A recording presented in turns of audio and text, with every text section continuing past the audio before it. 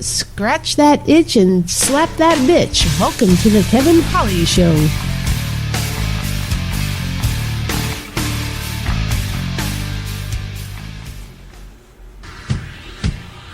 Red Skin.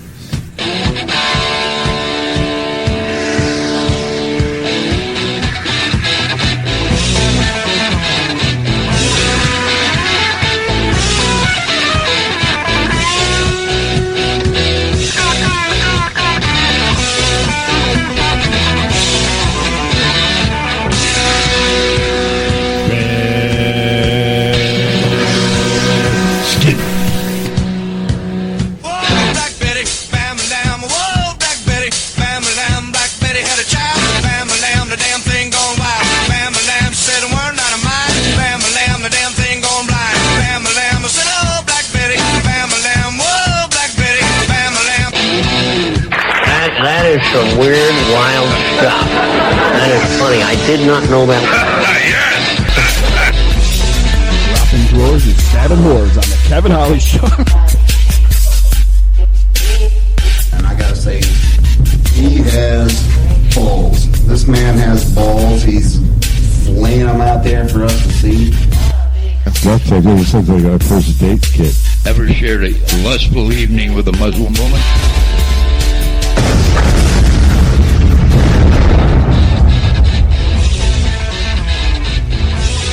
We're dropping drawers and stabbing whores. It's the Kevin Holly Show.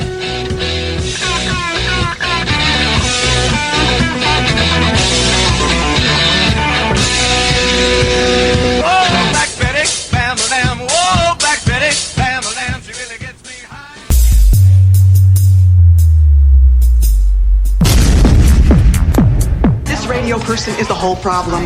Are we going to allow this guy to be heard by anyone who can turn a dial? Got a pirate radio station. Nobody knows who he is. You out there? You listening?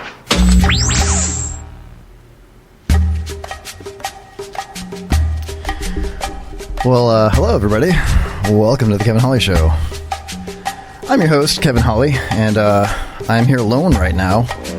Still waiting for the rest of my crew to show up, but they are on the way. They're all riding together like a big old short bus.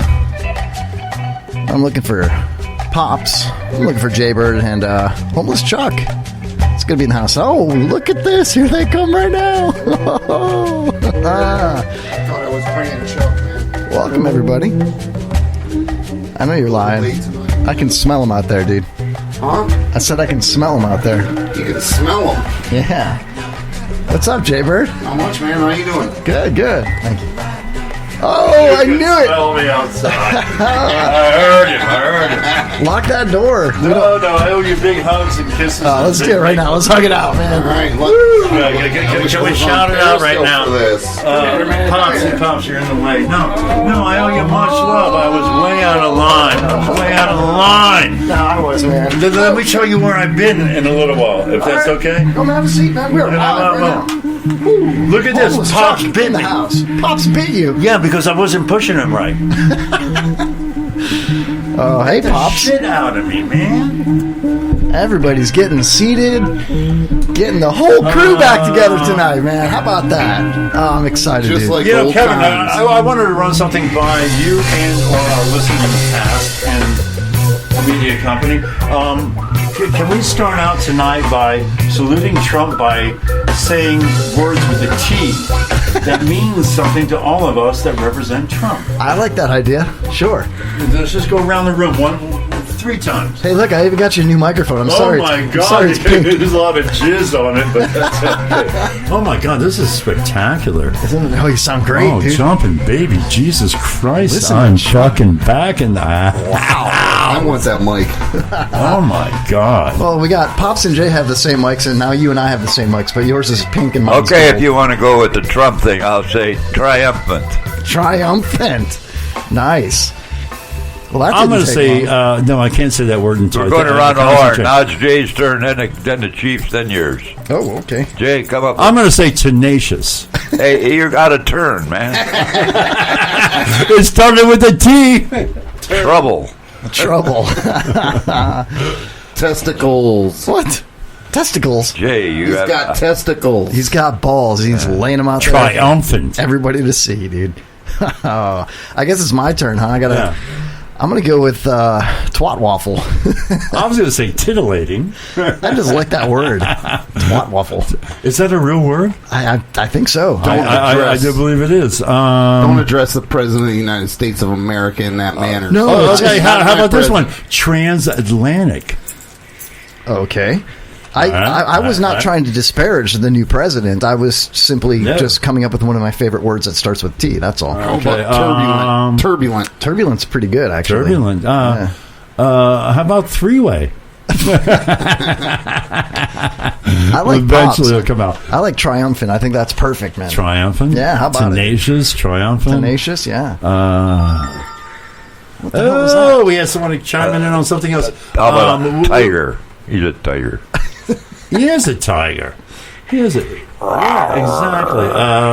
I'm excited, man. Homeless Chuck in the house tonight. Holy Good shit, evening. man. Good evening. Kevin, Oh, and man, to it's all of our been too listeners, can I share, at least in my synopsis, what occurred? I was all tanked up. I got a phone call, and then I got thinking about something, and I drank and drank and drank. And then about 6:30 in the morning, I decided to send out some hateful text messages to all my brethren, and I was spitting venom and pissing vinegar, and I apologize from my blackened, jaded, warm, and fuzzy heart. No apology needed, Chuck. If anybody should apologize, it should be me. I made a parody song, and it was distasteful, albeit a little bit funny. It was funny as fuck. But okay. It was in retrospect. I thought it was funny as fuck until, I've been busting my brother's chops for 8 years. My mother's been on disability, and he has not chosen to financially support her. And I've been taking on a lot of burden. And all of a sudden, he calls me one night and he's like, oh, what the fuck is this shit I hear? And, he listens, he downloads, he travels a great distance for his occupation. Right. And, and I'm not going to blame it on him, but, I allowed the alcohol, and I allowed myself to work myself into a lather.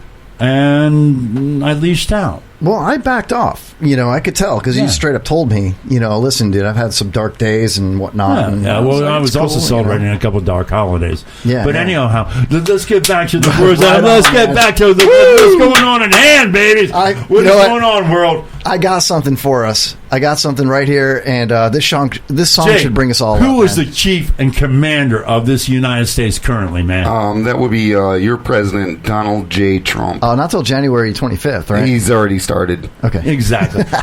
Who is going to kick so-and-so out of the White House? Okay, I got a weird question. When every president gets into the White House, they get a dog. What species of dog do you think Donald Trump will choose? I'm going to go with something along the lines of a T, and I'm going to go with being a naturalologist. Yeah, okay. I'm going to go with a toy poodle. No. That's a no. Toy is tiny. I'm going to go with Tyrannosaurus Rex. That's not a dog, man. Oh, you're right. Seth Gecko commented. No. I really, delicious. Okay, this is showing my ignorance, and I love dogs. I really don't know too many dog breeds that actually start with the name T. I know, I got lucky with toy poodle, dude. I'm telling you, because it's more of a poodle. You got the adjective, man. I'm thinking, Pops, do you know any dogs that's the breed starts with a T? I'm trying to think. Yeah, I can think of the Jay, ideal. Get your little fingers working, man. Come on. I guess if I'm giving you 30 seconds. You should have looked this up already. I wasn't even listening to you. I was trying to get in the breeds that start with the name T. Donald Trump, like any president, is going to get his son there. Let me solve your problem, Chuck. Let's go with a dog that ends in T. We'll call him a pit bull. That ends in L. No, pit. Just he's a pit. Yeah, there you go. I like that. A pit. A toy pit. Tasmanian devil? Chuck, that's not a dog breed. Chuck has a toy pit in his minivan. You know what I did discover about the minivan recently? I have stow and go storage. Oh, the seats fold into the floor. No, yeah. And there's all kinds of other shit. And then also... he's got room for kids in there, too. No, the weirdest thing is that on the console above... I get these commands the other day. Let's just say if I turn the car off, the van off, the music will keep playing until I open the door. Wow. Yeah. And then I fuck with it. I open the door, I close the door, open the door, I close the door. And it almost sounds like I'm rapping. That's how rap music started, man. Exactly. That's how I forgot my weed. You open the door. I got the weed. I got your weed. There's 5-0. There's no 5-0. There's 5-0. There's no 5. Exactly how rap started. That's awesome. Just be careful, because the van you got before the van... Before the other van. The other white van you had, you were fucking with it, trying to straighten it out. Why are you going to make this racist? You burned the fucker up, man. It's a depressing story. Don't be messing with too much shit you don't know nothing about. I understand, but you're throwing the racism in there, but at least we're burning something white this time. Oh, my God. Wow. This song just to depress you. Chuck, all right, no, Jay, have you not looked up dog names that start with T? Breeds? Jay, there's a phone charger right there. It's already plugged in.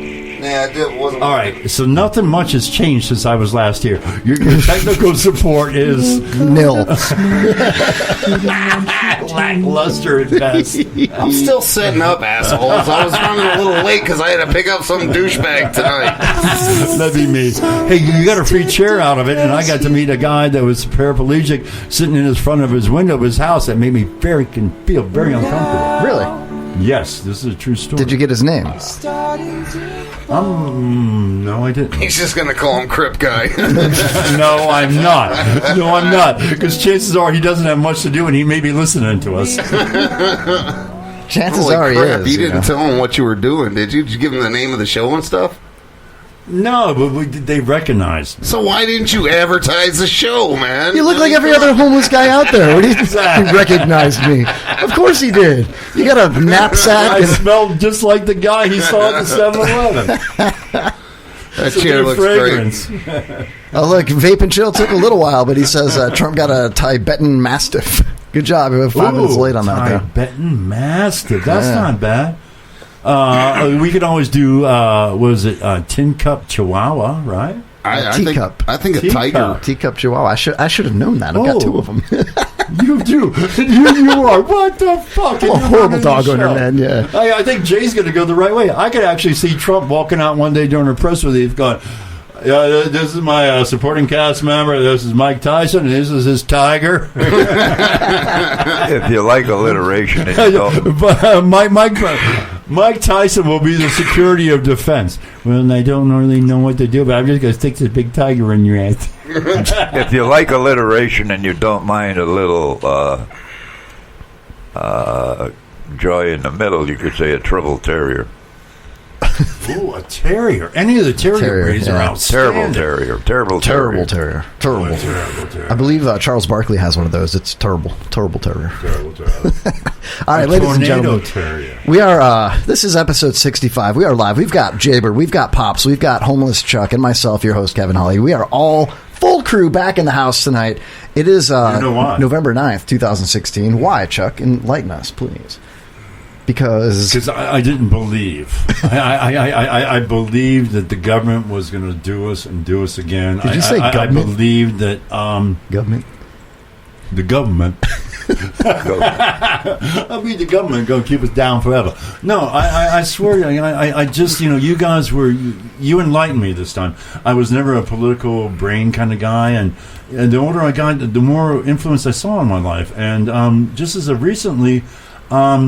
Thank you, guys. Well, yeah, because we are so known for our political views. Oh, yes, but the bottom line is, I'm going to hold on tight. I think a world of change is brewing. I'm scared. I'm nervous. But if Hillary would have gone in this morning when I woke up, I would have been mad. I would have been angry. And I would have been distrustful.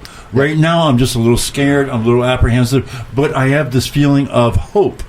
Hillary would have killed all my hope. I agree with you on that. Hillary kills hope. Now, a lot of people say it's the choice between the lesser of two evils, but I firmly agree with you on that. I would, I would have been very upset knowing that there would have been another 8 years or 4 years of what we just went through. Exactly. And I think that, the real hope and change is... my pennies right now, hold on tight, make sure we all got jobs, watch each other's ass. Yeah. Well, at least somebody that was a candidate... And see what's going to happen. At least there was one candidate that firmly believe that the country should go in a different direction. You know what I mean? Exactly. There's only one, and he happened to win, so I'm cool with and that. Maybe next time around, maybe we have 5 candidates. Or at least 3 or 5. I think 5. Maybe a third party would be cool. That's a little more solid. You know what I mean? Exactly. I think that this is an opportunity for a great deal of change without any bloodshed this time. Well, there's going to be bloodshed. No, there's not going to be any bloodshed. Sure, there is. I'm talking about Civil War bloodshed. Okay. I view this similar to that. This is I'm talking about Civil War bloodshed. This is monumental.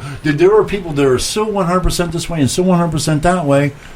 We're going to have arguments in coffee shops and bars for the next 4 years. I think the people are going to come together now. I mean, the majority of the people voted for Hillary, but the majority of the metropolis voted for Trump. So it all kind of worked out. That's why he got the delegates. So I think that what's going to happen is a lot of people are going to have conversations like we're having right now. Exactly. You know what I mean? Exactly. You're right.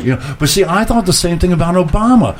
I swore by Obama when he first got in. I believed in change. I thought the idea of a black man running this country would unite us. I thought he would pay attention to the homeless challenge. I thought he would pay attention to where we made social issues in which where we made the problem. I don't need those. I'm trying to hey, beer. God, Chuck. Stop you know what was wrong with Obama? You thought we were going to get a black man. Well, he wasn't black enough. No, you're right. You're goddamn right. No, you're. I remember back in 1953 when I was first really getting introduced. We got an Uncle Tom into the military and in a wild, mixed-up relation where over half the population was black. Right. And I got in with a couple of good ones. They realized I didn't know too much about them, and they admitted that they didn't know too much about the white man. And we had some real talks. Same thing about my early college. We had some real good talks, and the one of them he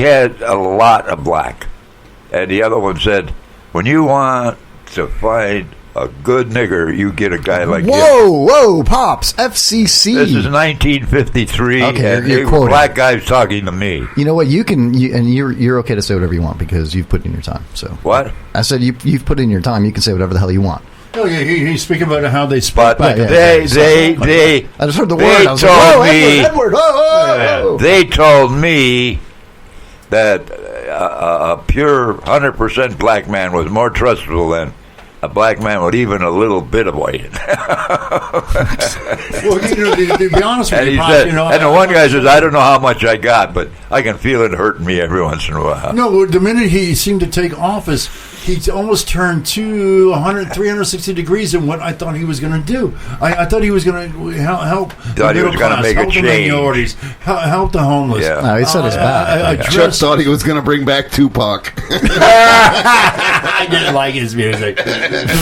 Just for the record, I was not in that I voted area for Obama because he was going to bring back Tupac, and he didn't do it, man. Damn it! No, Tupac is the booze that they took off. That's legalized, right? Those two locos, dude. I think Tuaca. I remember drinking tequila beer, and they took that off the market because they had tequila.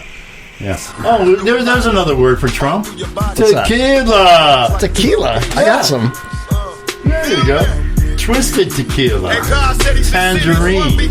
Donald Trump will bring back Tupac. The Dump Tower is live in the Kevin Holly studio, bringing back Tupac.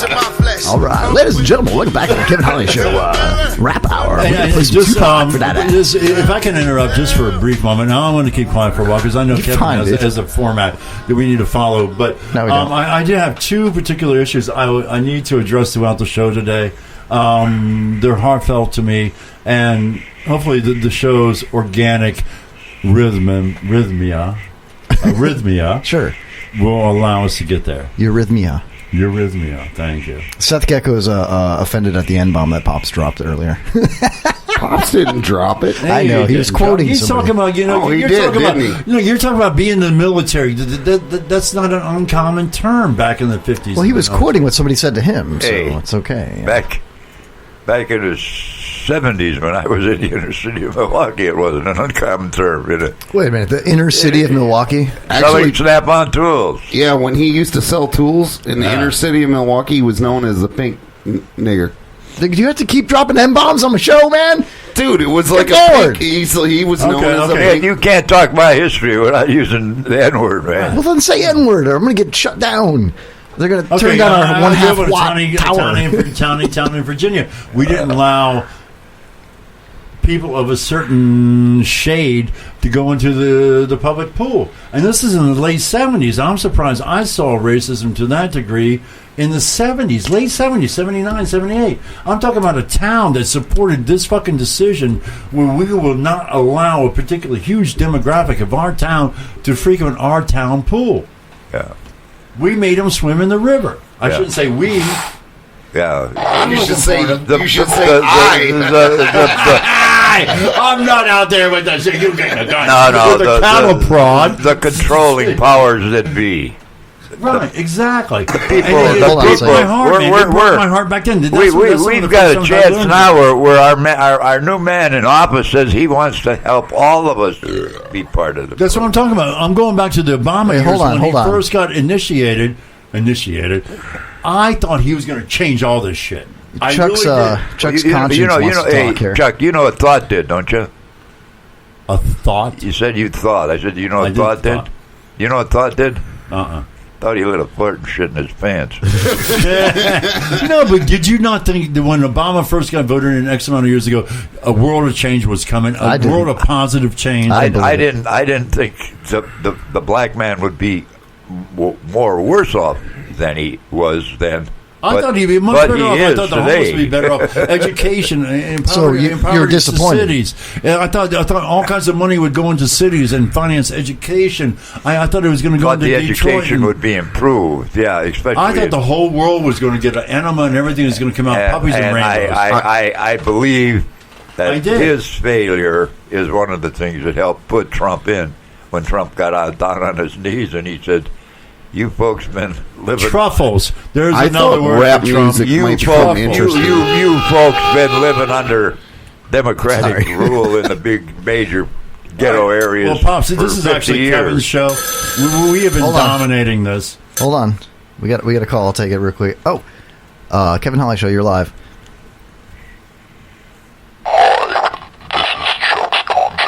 Oh, hi, Chuck's. My conscience is calling in.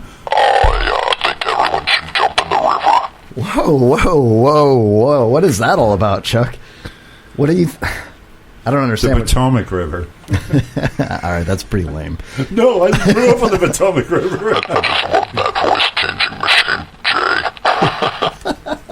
Anyway, I have something loaded up here. I'm going to play it real quick for everybody, just because I think it's awesome. Now, tell me, all right, we've heard a lot about, the election and all the propaganda that went into all the advertising and the commercials, and it was just a big shit fest, throwing it back and forth. But no matter what was said before last night, right, what it really comes down to was this moment right here.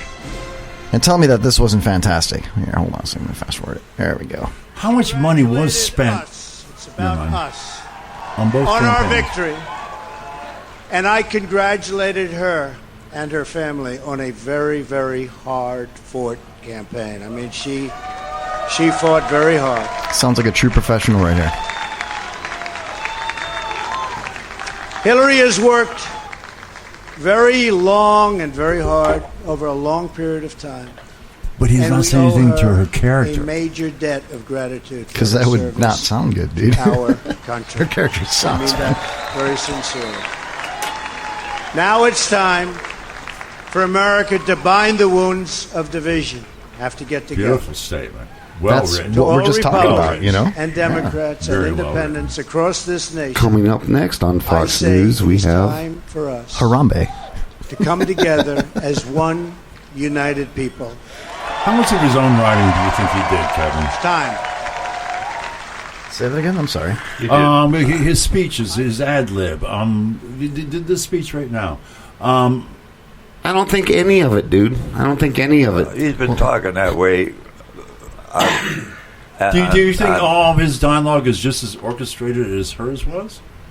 Of course. I think when he started this.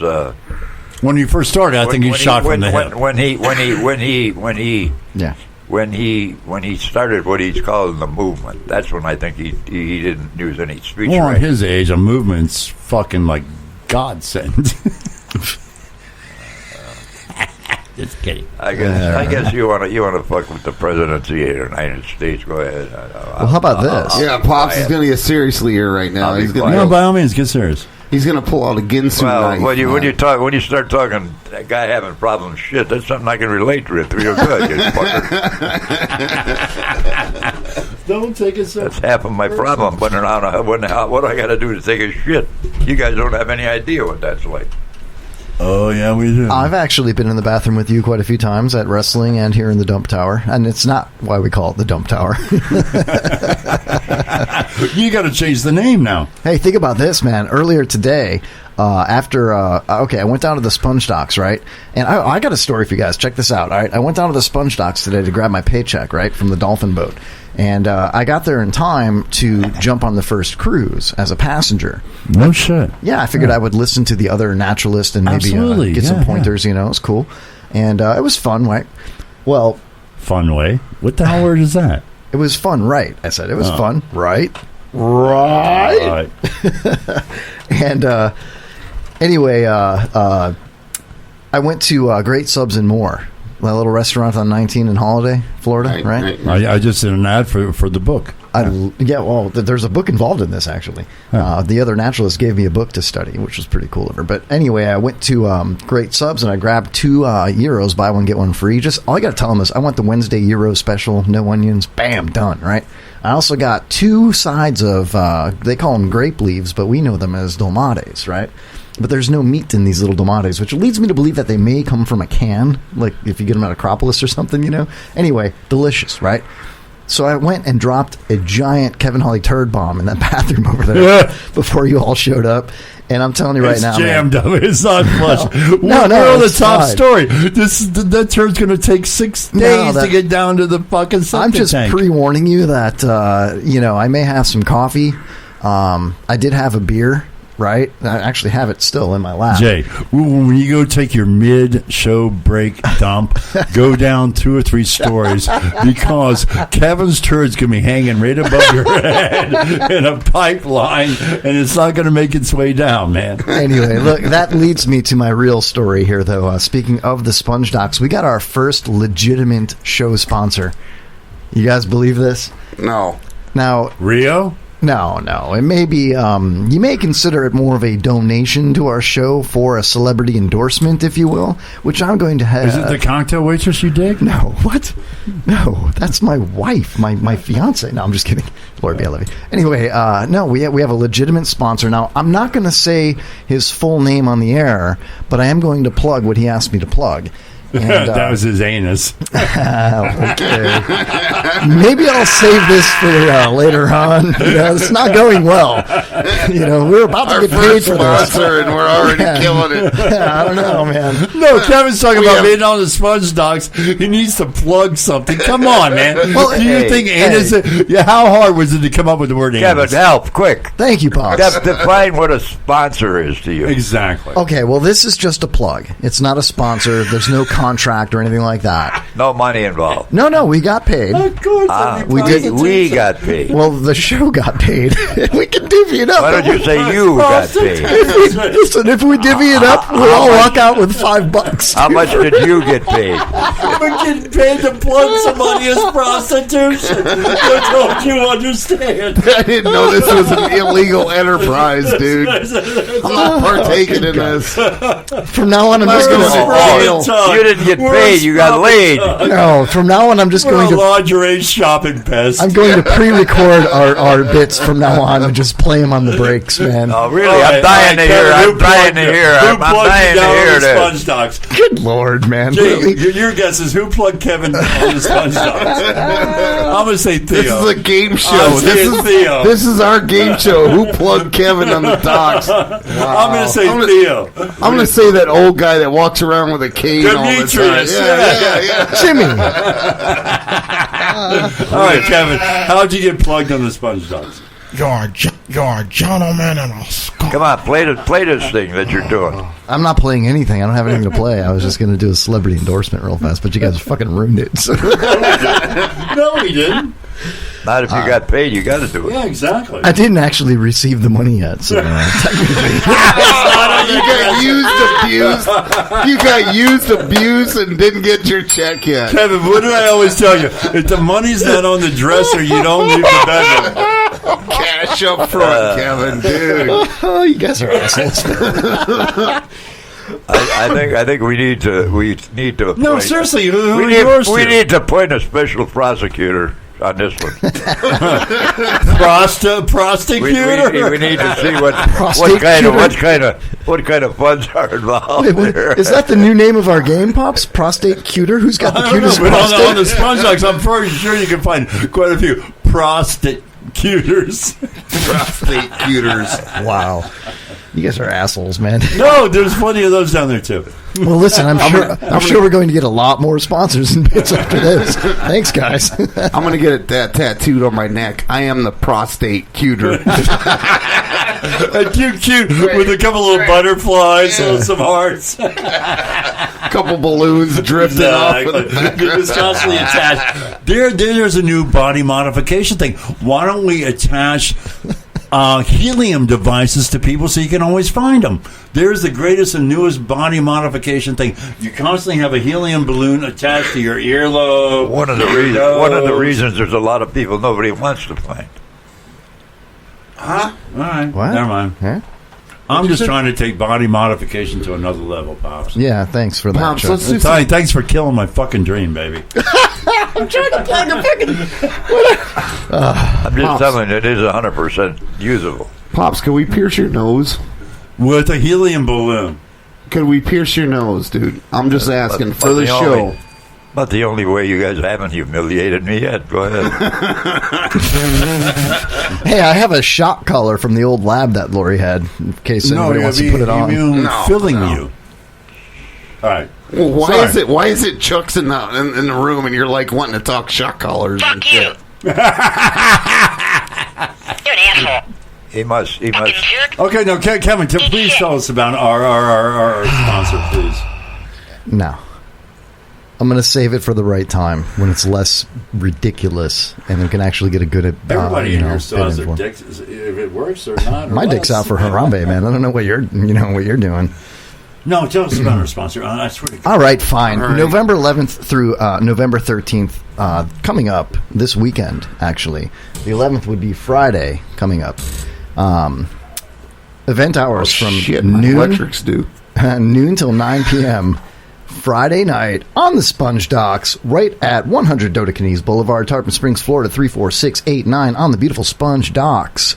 We are having the one and only Tarpon Springs Seafood Festival.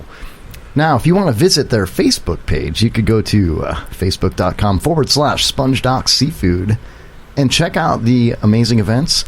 There's a whole bunch of things that are going on the Sponge Docks for the Seafood Festival. I will personally be there. What will I be doing? Will you be broadcasting? All right. I will not be broadcasting. I will be running a dolphin boat. All right. I just want to say so everything on the Sponge Docks is going to smell like Stacy of 79. There's there's free parking, free admission. Shuttle services are available from 5 p.m. to 9:30 p.m. on Friday, from 2 p.m. to 9:30 p.m. on Saturday, and from 2 p.m. to 6:30 on Sunday. Now, this is also brought to you by Sick Productions, Bright House Networks, Fresh Florida, and a host of others. Definitely check out the gift shops, Dolphin Cruise. There's some beautiful restaurants on the Sponge Docks for you to enjoy, to get the Greek experience that Jaybird talks so highly of. And I guess that's all I got to say about it right now, because you guys really kind of just ruined my mood, man. You just kind of all right, well, I'd just like to say that your sponsor, the Greek experience. Your sponsor just probably cost me about $50 a day, because every time that seafood festival comes around, I freaking suck ass. Well, okay, now talking about sucking ass. I think I'm going to make more money because he's talking about the Greek experience on the docks. So how much did our sponsor pay for that? Because I'd pay $10 not hear it again. You only got. That's how much you got paid. You got raped by a dolphin and had to make that freaking commercial?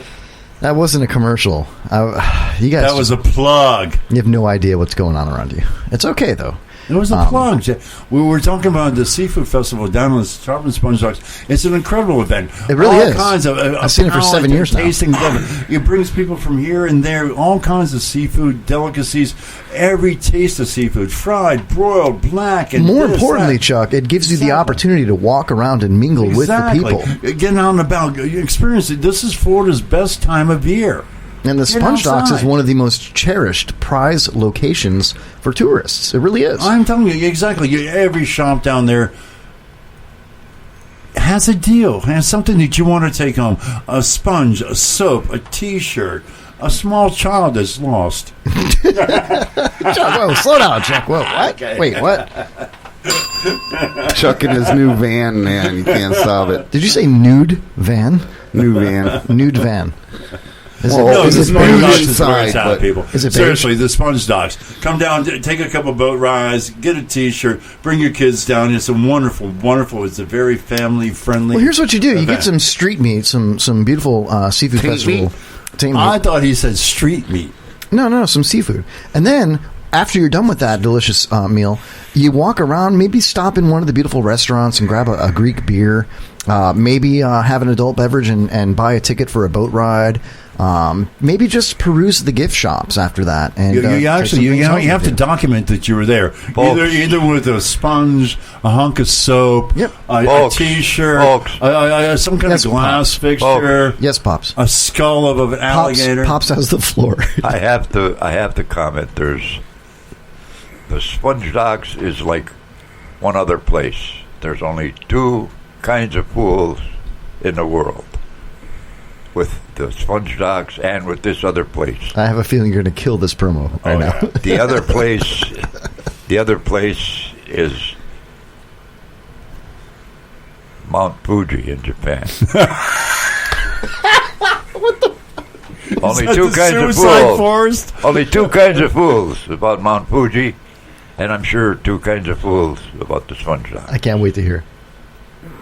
Well, Mount Fuji, one type of fool, is a fellow that's never climbed it once.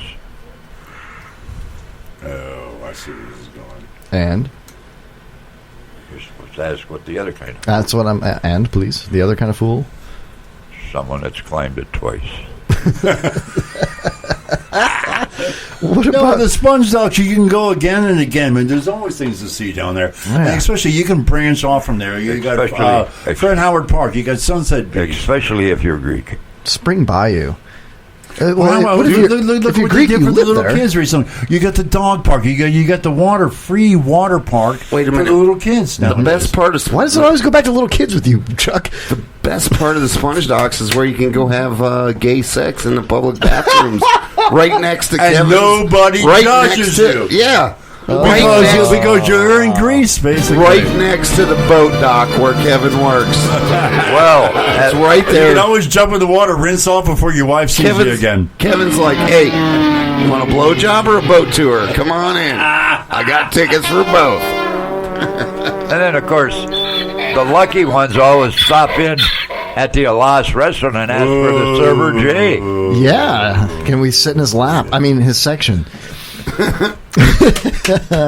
There's many a restaurant down there at Pops. Actually, I had a customer. There's only one where they can ask for Jay. I had a customer that was sitting at my table, and they were like, "Oh yeah, this is a great town. We went on a boat cruise." I was like, "Oh yeah, how was it?" He was like, "Oh yeah, the guy told us to come over. He was like, my great uncle, blah blah blah, Pontigloliolius or something." Said me and him built this restaurant back in 1950. And he was like, the guy was like 35 years old. It was hilarious. Thank you for the compliment. I'm 41. You know what's happened to me lately? Because I wait tables at a similar establishment down there on the Sponge Docks. And I have experienced the generosity of our boat tour friend. And they come in, and at the end of the meal, they always look at me and go, Kevin says you do something under the table that's rather special. And I go, no. Hey, Chuck, how do you make a chick sound like a dolphin? Oh, you get behind her and try to put it somewhere else, and she goes, I'm not supposed to know that answer, am I? I'm sorry. I created that joke. I called it the dolphin back in fucking 79. Wow, I was 4. Well, good thing you weren't at the party. Thank you. Yeah. Oh my God! You know what we haven't talked about yet, and I think we should really get into it right now. Jaybird, are you ready? Let's do it right now. I was hoping we'd save it for the second hour. Talk about sports. Nope. About all those big guys and their No, bats seriously, and their you guys. balls. We even bitching and moaning about Trump getting. We haven't talked enough about Trump yet, have we? We'll talk more. We got more show, but I want Guys to get and into girls, some. it's that time of the evening for Jaybird when he chick chats about cleats, clubs, cups, bats, rackets, and balls. This is the time where if you don't like sports or if you don't like Jay, I would suggest you go take that shit. All right, so obviously what Kevin's wanting me to get to right now is that the Packers are sucking ass. No, that's not. We've been getting our. He's wanting me to tell about Cutler sucks ass and the Bears he looks are sucking good. Actually, he had a great game last weekend. Okay, so what he's wanting me to say is that Dak Prescott from the Dallas Cowboys Not really. No, I mean Dallas. No, really? Are they really? The 6-1? The Lightning's looking pretty freaking good. I guess that's what he's wanting me to talk about right now. That's a given. That what else is there left in sports? Oh, maybe the Cubs won the freaking World Series. Oh, Cubs win! Cubs win! Hey, woo! Yeah, that's right, baby. We watched it, man. Me Why and did Jay it take Pops them so and Tyler. long? What a game. I don't What a understand. game. Why What a did it game. take them so long? Well, you know, you have to have the best team, and then you have to execute. Dude, and, they had the curse. They had a curse. They had a curse on them. A goat, a black cat. This fucking Greek guy cursed Steve them with a Bartman. goat. Billy Goat. They had to bring another goat back in to uncurse them so they could actually win. Dude, all the guys from the team fucked the same goat? Every player. They wouldn't let the goat in the bar. What's worse is Kevin went last. Oh, wait a minute! Look, we got What? thugs down there. Is them whores? no, those are I'm homeless bringing them people. up. I'm bringing them up. No, hell no. I'm gonna go down. Those are prostitutes, Jay. Yeah, Absolutely. I'm bringing them up. I No, told that you, one- dude. that For one those was who a don't pimp. know where we're at, we are in the. We got to rename it. I'm going We're down. live in the Dump Tower in the Kevin It's Holland not studio. dump. You can't go on dump no more. Of course we can. It will always be Dump Tower, Chuck. It has to be. I'm going down and getting them up. No, hell no. One of them. At least No, one man. of them. We still got a few Jay, minutes. got I 20 got to bucks. pee. Can I go down? Yeah. Yeah, you said Here, it to all let the me guys. kick in, Chuck, on this. Let me kick in here. Here's some money. Oh, no, fucking. fuck. Oh, take it out of the promo jar up there, man. I'm horribly charming. I can get them up here for fucking no All money. right, cool. All right. Don't do I'll be it. back with prostitutes. Yeah, Please so don't. the Yeah, can you have a cigarette? Though? So the because Cubs- they're not going to think I'm straight or sober if I'm not smoking. Man. they're not going to think you're straight anyway. You You'll have be a locked big out. microphone. So the Cubs.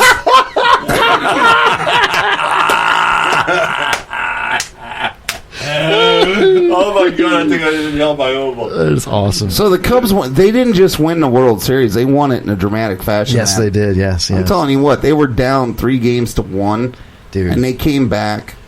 And I was a doubter, dude. I was sending Kevin texts. I was like, "We suck. This is horrible." during the first couple games. Yeah, I actually watched Well, my the game. understanding, Jay Show was made, and of course, Kevin, and you guys know I don't watch any sports, but according to what I heard from Again, Jay, that's why you're good. nah, fuck you.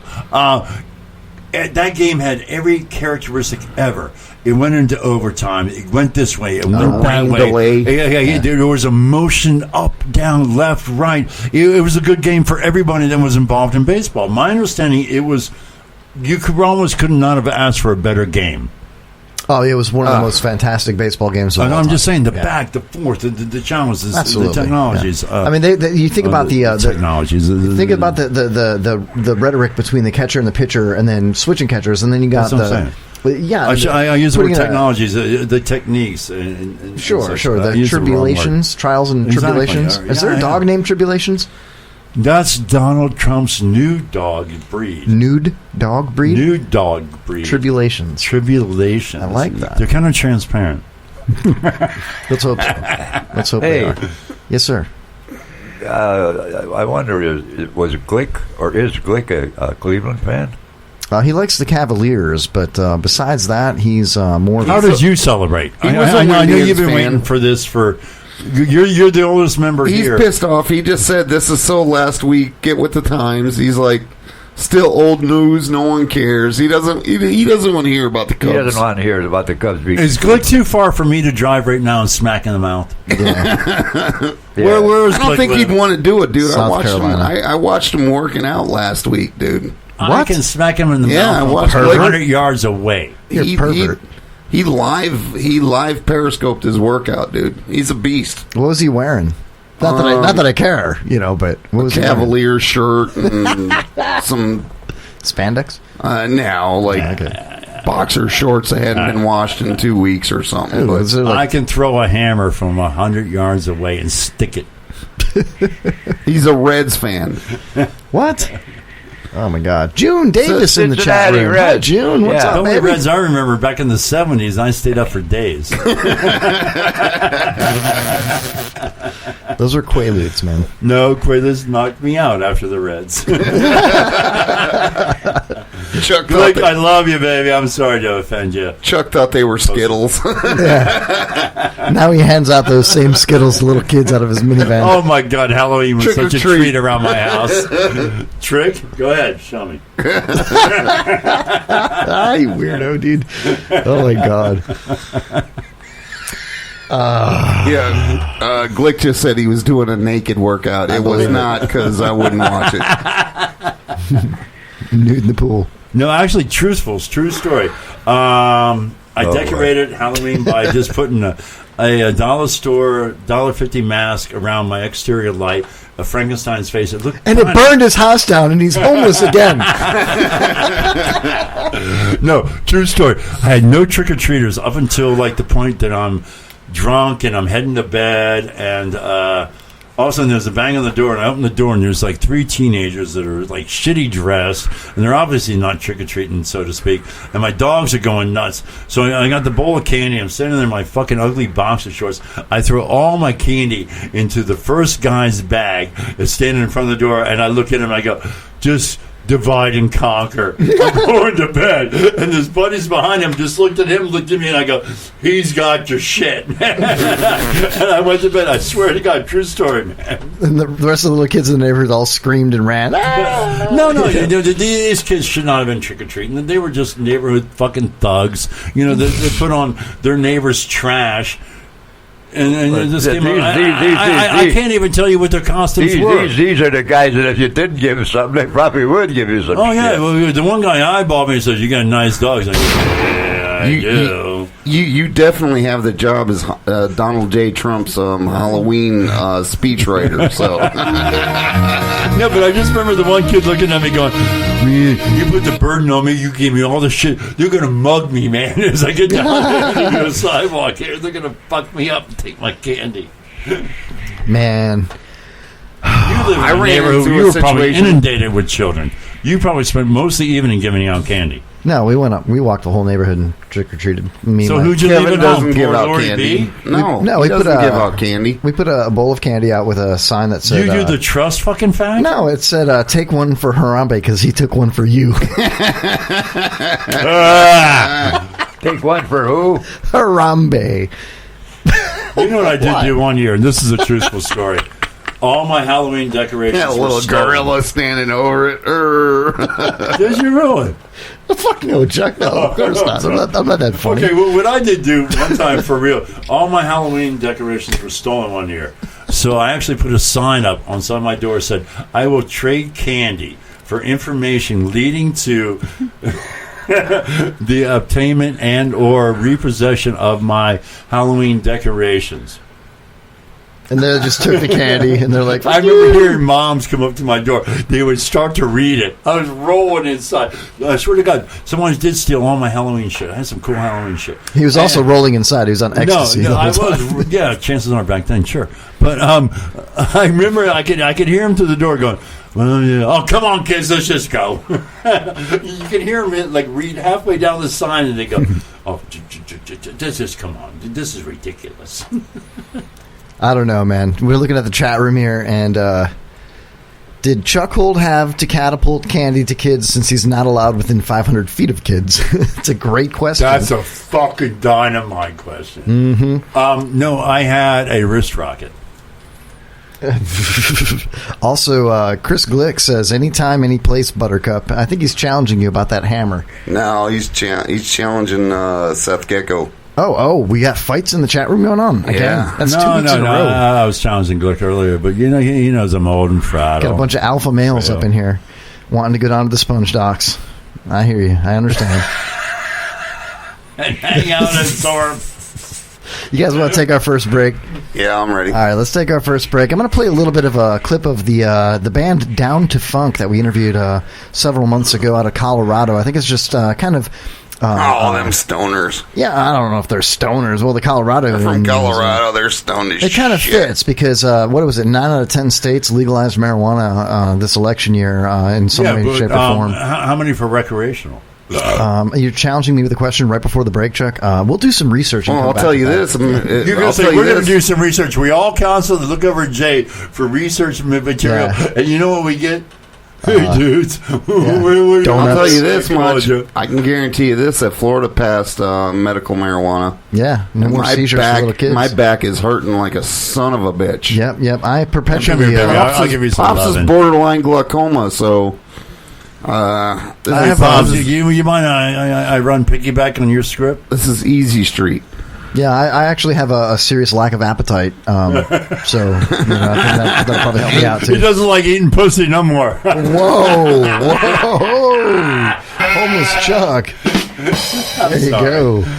All right, we're going to play a little bit of the interview from the band Down to Funk. If you want to catch that whole interview in its entirety, you can go to Spreaker.com, do a little /user/The Kevin Holly Show, or just Google it. You can always check out that interview. It's up there on demand. It's pretty cool.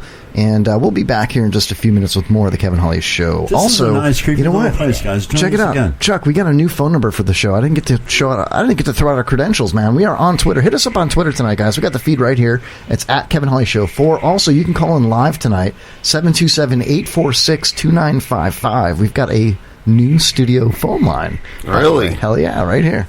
Bam. Now, would that remain? Yeah, that's in gold, bro. It's 727-846-2955. Call the Kevin Holly Show. 5. Anytime you want. That's 727-846-2955. 5. We'll be right back with more of the Kevin Holly Show. Skinny Vinny, wrestling manager at ACW, and you're listening to the Kevin Holly Show. Why? Because your mother told you not to. Turn the freaking volume up, you monkey. All right, hey, check this out. Tell me what you guys think of this, all right? Real quick. We'll get back to Orlando in a minute here. All right.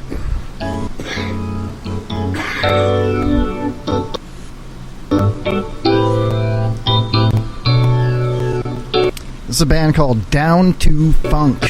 And I got a bad feed on it. I love funk music. So do I, dude.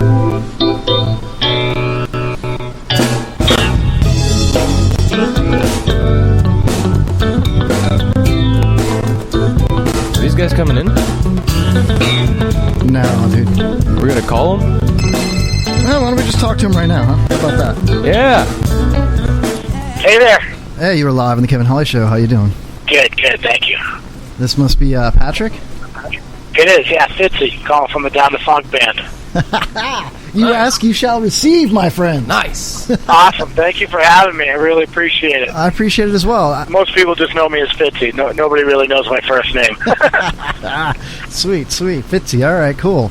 Yeah, listen, I was just playing a clip of your music for the guys in the studio here, and I understand you guys are, kind of an old-school funk type hip-hop, a little bit of rock. How would you describe your band, man? I would call it a hip-hop / funk band. We do some originals, and we do some covers. So we have a lot of fun making music, just a bunch of guys with full-time jobs and real jobs, but we do this music thing on the side because we love to do it. Sweet. I understand. And thanks for playing our song. I heard it. I was listening to the show. So. Oh, cool. Thanks, man. Yeah, sweet. Yeah, we'll play a little bit more. I like that one video I recently saw on YouTube I guess it was your front man. I understand that you, Fitzy, are the drummer. The front man, what's his name again? His name is Stephen Mullen. Okay, cool. We like to call him Rap Kerouac. He's the wordsmith. The wordsmith, Rap Kerouac. That's pretty cool. Yeah, I was checking out the YouTube video that he uploaded, and it was him sitting in a couch in what looks like his living room, and has a little recorder deal, and he just starts laying down tracks out of his mouth, and I was pretty cool, man.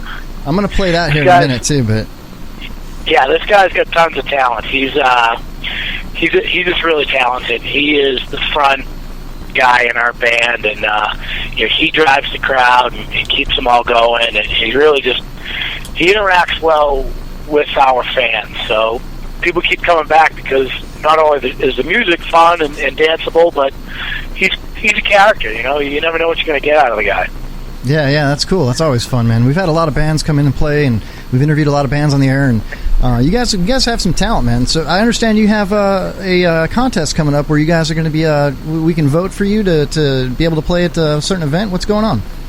Sure do. Yeah, we are trying to get into the Arise Music and Arts Festival in Colorado. It's a really huge festival that's grown over the years, and this year they offered they had a contest, and about 280 bands applied for the contest and got into the contest, and ultimately the top 10 vote-getting bands will then be reviewed by some music industry professionals, and they'll select 3 bands to actually play the event. So we're one of those 280 bands, and we've actually been fortunate to have won a great fan base that's very supportive, and of course a lot of friends and family that have helped us as well, and we've managed to make our way into the top 25 in voting for the first 6 weeks of voting. And there's 2 weeks left, and we're making a big push to try to breach that top 10 and get at least a review by these professionals in hopes that we can play this big event. Well, I'll tell you what, Fitzy, now that you've come on to the Kevin Holly Show, you're going to get the Kevin Holly Show bump. That's going to put you at least in the top 5, dude. Awesome. We appreciate that, man. We're looking forward to it. Well, hey, I've got the link. I got the link right in front of me here. It's if you go on the internet, you can go to arisefestival.com. It's the 2016 Vote Rock Scene. It's ARISE festival.com. Of course, you got the // of 2016 and the vote-rock-scene. So go ahead and go down there and vote for Down to Funk. If you guys like, any of our listeners like funk music, I do. I bought a bass guitar when I was 18 years old. Now I'm 40. I still have the same bass guitar I bought back then. I still can play the same, 4 notes on it. But I always wanted to play in a funk band, man. I liked George Clinton, the Parliament, and Red Hot Chili Peppers when I was growing up, when they had the green hair back in the day, and they were doing all their drugs and all that stuff. So I like that kind of stuff, man. That's why I kind of wanted to reach out to you guys and kind of promote your band a little bit. And maybe we can get you guys on at a later date or play some of your music, something like that. Hopefully you'll make this Arise Festival. That'd be great. Let me ask you a really quick question, Fitzy. You guys are living out there in Colorado, and as everybody's aware, the marijuana is legal there now. I'm not one that partakes, but is that something that's out of control? Are people crashing their vehicles or falling off their bicycles, or is it pretty normal, mellow, chilled out? I've never been there. Nah, I tell you what, Colorado, first of all, is awesome. We're fortunate this band is based out of Dillon, Colorado, which is pretty much the gateway to all of the ski resorts. So we're smack dab in the middle of Keystone, Breckenridge, Copper, Vail, Eight Basin, Loveland. I'm surrounded by 7 resorts. So as you might imagine, we get a lot of those ski bums that want to come to ski, but they also want to smoke pot. But with that, our state has seen incredible tax revenue. Crime has gone down. The schools are benefiting from the tax revenue. Actually, they say that even they feared that maybe under 21 drug use might increase, and actually some of the reports say that it's actually gone down. So it's not a crazy, free free for all here. It's You know, the reality is people were smoking on the down low prior to it becoming legal. So it was always there. It's always been prevalent. But it becoming legal has really only, from my perspective and many others, shown positive benefits. Hold on a second. Camden wants to talk to you real quick. Hey, what's up, man? Hey, not too much. Camden, how you doing today? Pretty good. I'm kind of an avid funk listener myself, and I'm not trying to promote like my friends or nothing, but just because I'm a music nerd as well, I gotta ask, have you ever heard of the band called Wolfpack? Oh, yeah. Man, they're so great, huh? Yeah, they're badass. Yeah, man. I just noticed... If I can say that on the radio. No, yeah. You're completely all right. But I just had to ask you that because I know that I've been listening to them for a few years, but I know for a fact that past year or so they've kind of grown a lot in popularity, and they're kind of becoming a big thing, and it's exciting to see. But I'm excited that I've been exposed to you and your band's music as well. I think, and thank you for that, but I think that Wolfpack, did they just not play Red Rocks recently with Lettuce? I honestly couldn't say. I'm not really. Okay. Wait a minute. Camden is our senior director of investigations. You should have had that pulled up right now, dude. I mean, it's just a random question, man. I didn't have Wolfpack's tour dates pulled up. Oh, man, I don't know. I might have to demote you, dude. all I know is they are a solid band. You know, another one of the bands that we really like is another Colorado band called the Motet. They're a really fun band. They're a really solid, well put together band. There's another band called Lettuce, which is a really incredible band, and they have a phenomenal drummer who I really enjoy watching. As a matter of fact, the Motet drummer is phenomenal as well. So, you know, we're fortunate to have some up-and-coming musicians here in the Colorado music scene. There's a couple cool bands that, you know, we like to follow that are close to the Colorado scene. So, cool. Tons of fun just to get out there and play music. You know, we're just having a good time doing it, and we do it for the love of making music. And you know, our goal is to play, you know, more of those experience type shows. We got a show booked on the Upper Colorado River. We're going to play a sunset show on the river on the Colorado River at sunset. It's going to be just an awesome experience. Cool, yeah. We'll definitely, put that on social media for, us folks here in Florida so we can check that out if you get a chance, man. That'd be great. Yeah, we got all that stuff lined up. We got our website is www.down2funk.com. That's the number 2. Mm-hmm. And from there, we have all our event listings. We have our original music. We got some of our covers. We've got a link to this Arise Music Festival.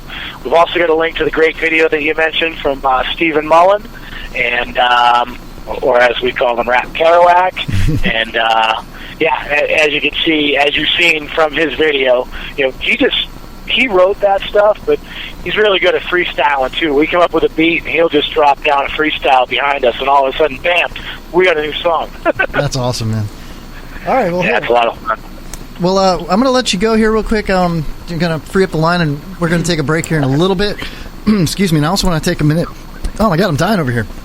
I want to take a minute to play that video clip for everybody real quick, too, as well. But listen, Fitzy, thanks for calling in.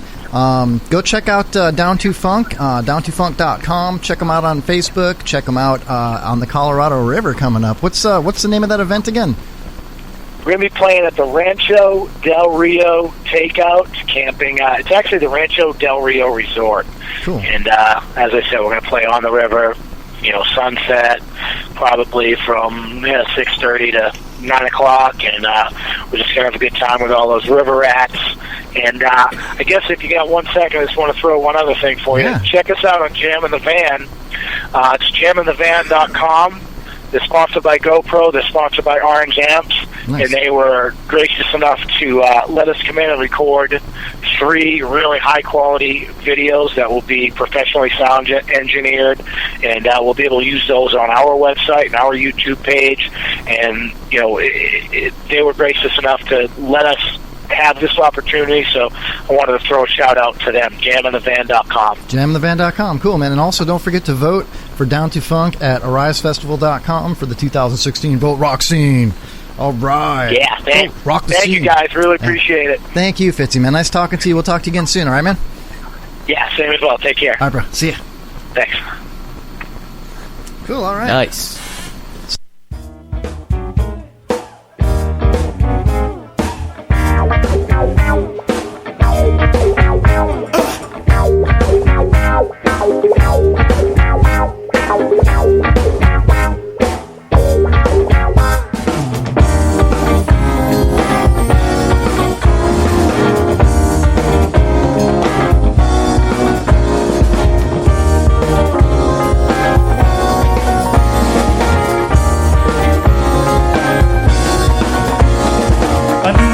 Touching grapes on my body, that you have potential to a life of mine. New seems sour, just wine to the fella. I said, put a cork in that, locked her in the cellar. 10 long days, she kept the bottle up. Now the cheese been drunk, ready to talk. We give her room to breathe, I don't move to quick. Cause I'm looking for a sample of personal miss. I watch as she swirls around the glass. Her fragrance on her nose, by the touch of glass. Scoop for a little taste, tiny bubbles. Fingers on my lips, I knew it wasn't trouble. I don't taste tests and spit them out in a bucket. One wine at a time, feeling fine and I love it. Cabernet's my favorite, I love how the taste is, but don't keep me waiting. I'm not that patient. When you came to me on the boulevard with your plastic ways and your broken heart, when I took you in, passed by, and forgave the sin that you keep inside. Later on same night I saw a Chardonnay. That's a chill white girl that I hardly see. I smiled but I must have had purple teeth on. She said, I know that you've been with some darker meat. Nail on the head, bullseye like a dartboard. A kiss from Chocoli, she tastes like carpet. I don't like her cheap, I think out of the box. I wish they all could be from California. I'm from Post cause you deserve the van man to know. You compliment my dinner, so won't you please come? I miss you, Pete, no, we haven't kicked it in a while. Getting over game with sophisticated style. You're a nice man, I feel warm when we come. Bubbling along cause we speak tiny bubbles. You thinking of my list, I knew it was in trouble. Day for day, yo, we about to get bubbles cause you came to me. With the tears that fall on the bathroom floor, let's keep it like amazing stew. When you talk to me, when your black cat's cool with your crystalline mind, with your crystalline mind, with your crystalline mind, with your crystalline mind. Come on, Evan, tell them about it.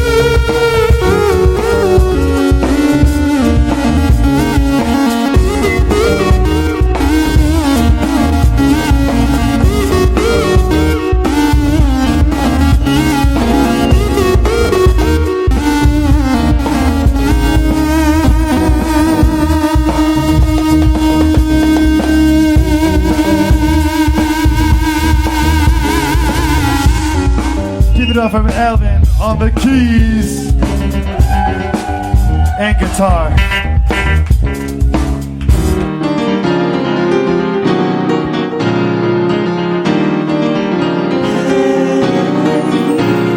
When you came to me on the boulevard with your plastic ways and your broken heart, I took you in.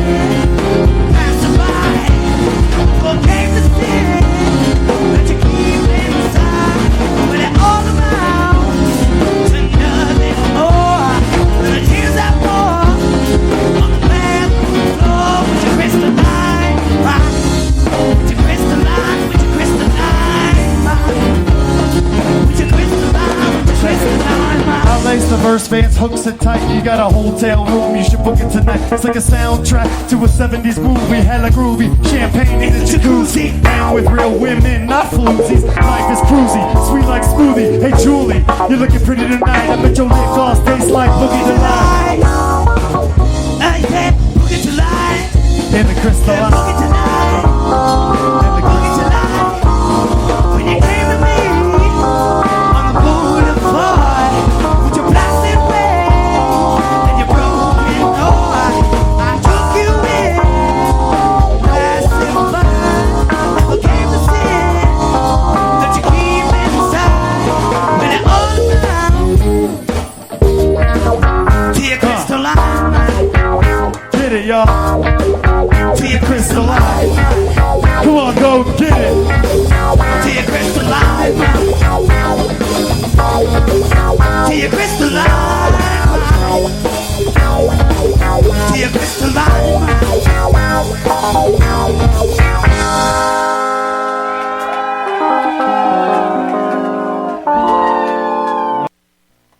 Welcome back to the Kevin Holly Show. We have some dead air going on there. Sorry about that. Dead air. Wow, that's terrible. I've got my editing ahead of me. That's going to be awesome. Dead air. Can we be honest with our listeners what we were doing? Or should we just keep it a mystery? Do whatever you want, man. I think we should get that buzzing out of there. That's just in your headphones. Oh my God, I haven't had headphones all night. Why is that so loud, man? Me or them? Dun, dun, dun, It's an anti-Hillary, anti-podcast thing coming on. She hasn't given up yet. Are we being like hijacked or something? No, Hillary hijackings. Hillary hijinks. Wow, so what should we do now, man? It's like we come back with dead air. Chuck, oh, man. As everybody knows that Chuck has been out for a while. He's kind of been doing some investigative reporting. Oh, Kevin, can I tell you my travels? I would love to hear your travels, man. Okay, Kevin, I actually, can we share a little reality? We were just downstairs having a break. The podcast. It was Pops. It was the Birdman. It was the king of all radio. Me. No, Kevin, the Holly Show. And then, some people call me Homeless Chuck, and actually, I would like to reintroduce myself. Okay. I'm no longer homeless, man. Actually, what brought this up was the homeless guy that approached us downstairs. And you know what is funny? He wasn't homeless. He said he lived back there. Yeah, exactly. And what is back there? Like a parking lot and then some trailers. A dumpster. Exactly. Okay. So, what the hell happened there? My vehicle was down there and probably didn't get locked, so I don't know about this right now. I'm thinking about it. Well, we should put some cameras I'm trying down to bring up the whole idea of I'd like to rename myself, and then I would like to share where I have been since Since what? My sabbatical. I'm going to call it a sabbatical. The prodigal son has returned. No, I'm not. No. Okay. But just, anyhow, hey, Chuck, I hate to interrupt, but when you get through, I just thought of something we used to do when I was in third grade that you guys would probably get a kick out of. Oh, I've done that a bunch of times, and I stopped doing it. It gave me a rash. Listen, Kevin's already come up with the gimmick of having somebody piss on an electric fence out back of Dump Towers, and we're not going to do that to anybody. So why not? No, and I'm having a hard time hearing myself, but I'm just going to unplug and just go raw. Here we go. So wait a minute, real quickly. Let's just hear. Okay. I've been doing this investigative reporting in regards to the gangs in St. Pete, Florida. I'm a Clearwater-born kind of guy, and St. Pete's been blown up for some time, and the gangs down there are getting so goddamn violent, and they're taking over neighborhoods. And I've tried to infiltrate and try to make a level of change. So I've been down there, and I got this gang I've been working with, and I'm going to blow their asses wide open. I tell you, I'm going to expose all those boys.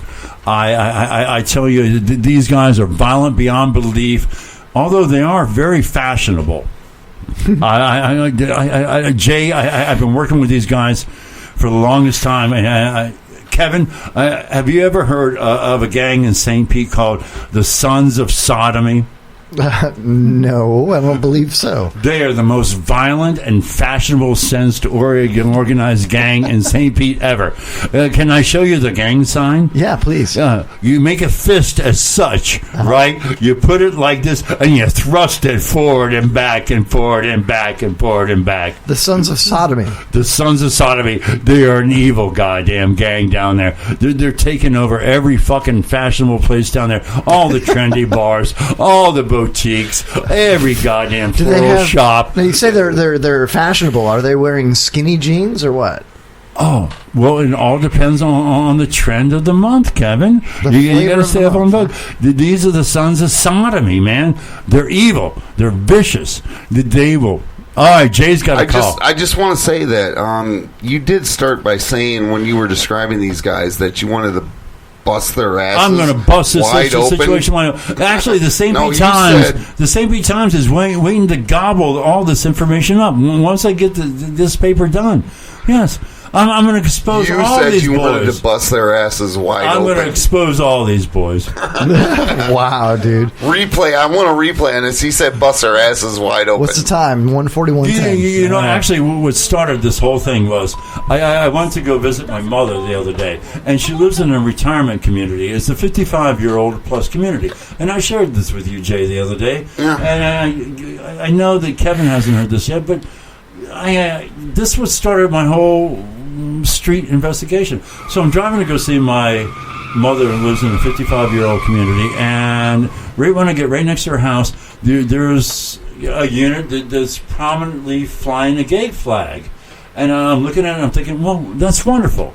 You can support your... And then all of a sudden I stopped. And I said, well, wait a minute here. Hold on. Your gay flag doesn't necessarily say you're a good person, bad person. The only thing it says is you perform fellatio and sodomy on your same gender. So is this like the same thing as a red light back in the district years and years ago? So as I pull into my mother's place, I'm starting to think about us straight guys. I'm thinking we need our own set of flags. I want to get a flag that says, I like to titty fuck. I'm going to get a flag that says, I like to bang you from behind. Or I'm going to get a flag that says, I'm into your fucking feet with the heels on. There needs to be a certain set of flags for those last two are kind of weird, man. I mean, feet with heels on. No, I'm just saying, Kevin, whatever you're into, man. You know what I'm saying? Whatever I'm into. I'm a dude, bro. I mean, exactly, but you're a straight dude.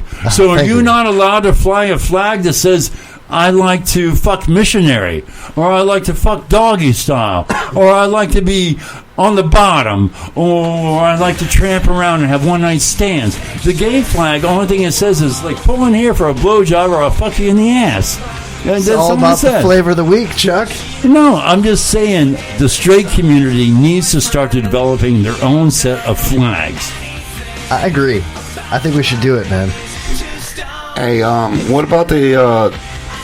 I think there's another. I think there's another gang out right there. Did it ever dawn on you, Chuck, that nobody really gives a fuck what you are? No, but Pops, I think it'd be easier for the girls I bring home from fucking happy hour. Also, you come down the street, they see the gay flag, and also they see the titty fucking flag as I pull in, and they're like, okay, now I know what I'm into. They have a happy hour at Chuck E. Cheese, dude. That's funny. That's funny. Trump. Here you go, Chuck. Just so you know, there is a gang actually called Busting Asses Wide Open. So I thought I was being original. Tell us more, man. I swear to God, I mean, no, the Sons of Sodomy. It's the arch rivals. Come on. It's the arch rivals of the Sons of Sodomy. It's called Busting Asses Wide Open. Where do they meet? In fucking Fort Lauderdale or Chelsea? I owe that idea entirely to Seth Gecko, who posted it. Wow, dude. Can you imagine that gang fight? A bunch of bitch slapping? It would sound like dolphins fucking. Just a bunch of bitch slapping. We're 69%ers!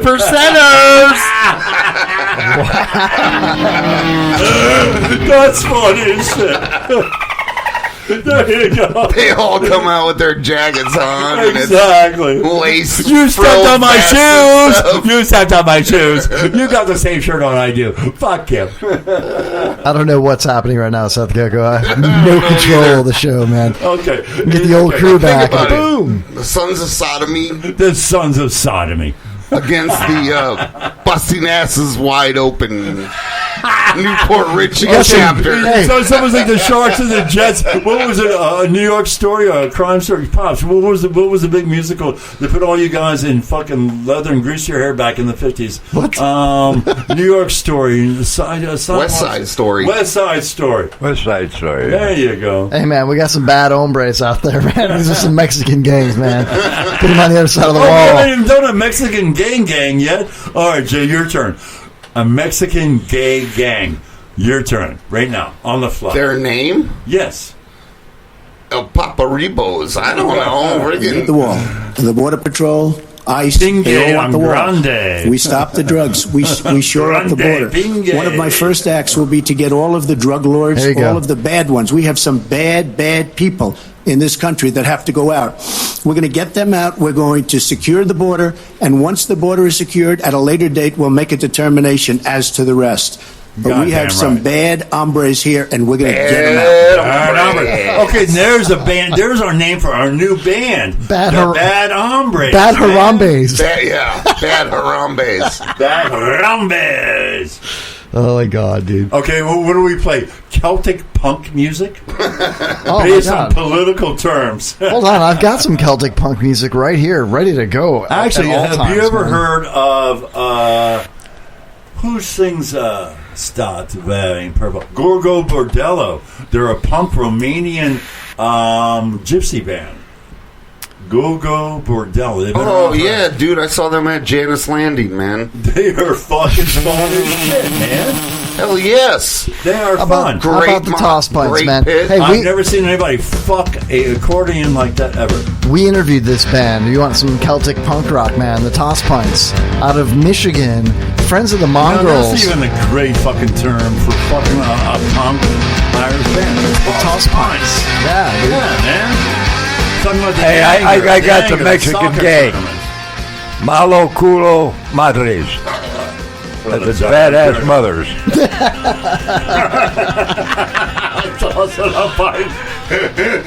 They're out there like making sure no kids fall in a gorilla pit. I hope we all die in this building one day together. Whoa, hey, what? No, this is the best fun I've ever had, man. You know, all of our loved ones would say they died loving what they did. Everyone's looking at Chuck like, what? I know, but you know what I'm saying? What's his name hit a wall? What's his name hit a tree? I mean, fuck. I mean, I'm having the time of my life, man. The problem is when we die up here, it's going to be because of it's going to be because of fracking. And the ground underneath is going to crumble, and we're going to have an earthquake. Big old sinkhole. And we're going to be like, we're going to have to struggle. We're going to have to eat pops. We're going to have to eat pops. We're going to have to eat pops. No, Pops is going to like be on top of us. We're going to hit the ground. He's going to wheel himself out, coughing a little bit. We're going to be long gone.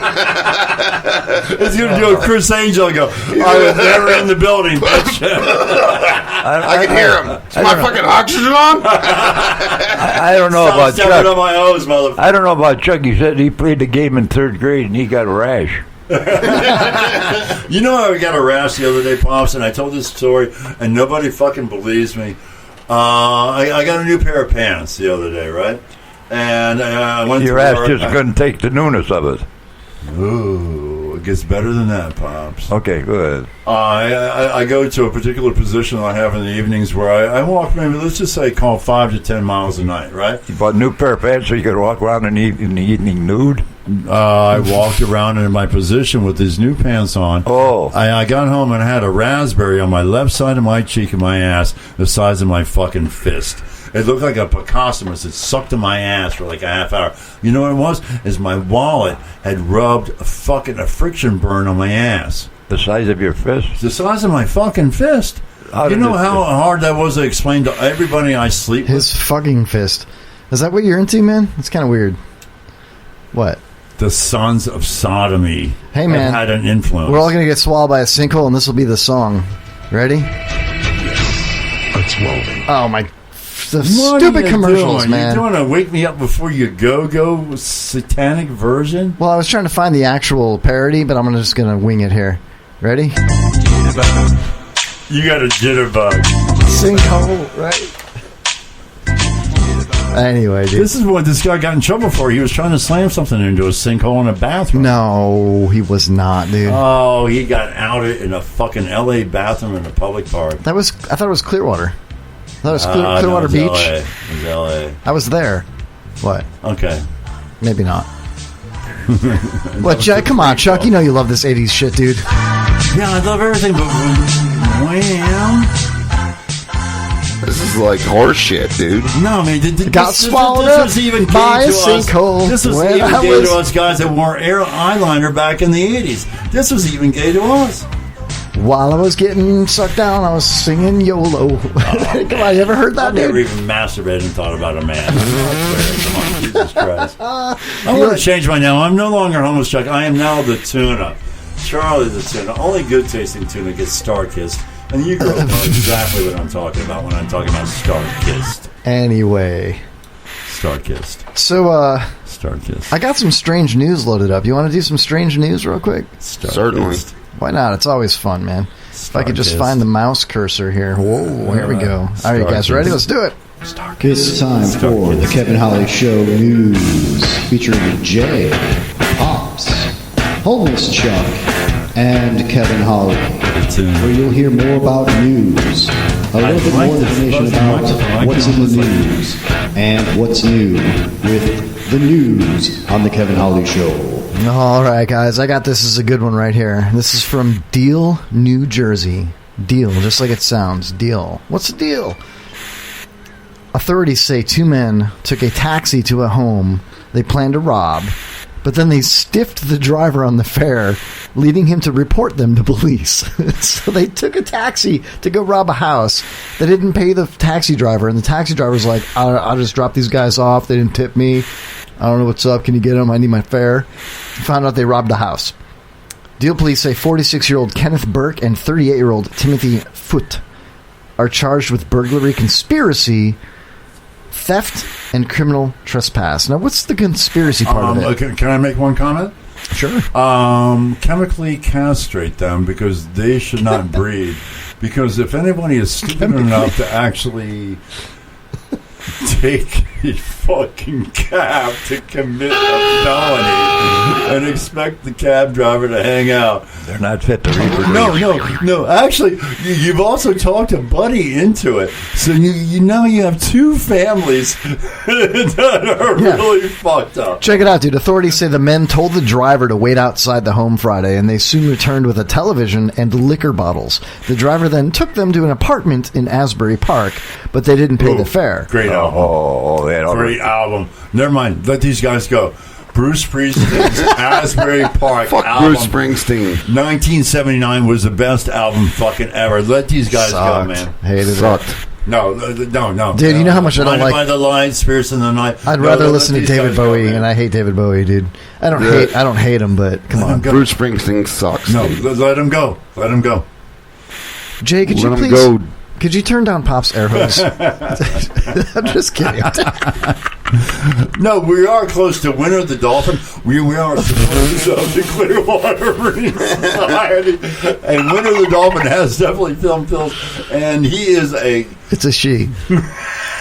Well, what do you care? They got a blowhole either way, dude. Exactly. Exactly. The only thing it says is here's something Chuck would do. All right, again, in New Jersey, this is in Mays Landing. Cops accuse a pair of they charged a pair with stuffing toll baskets to steal coins.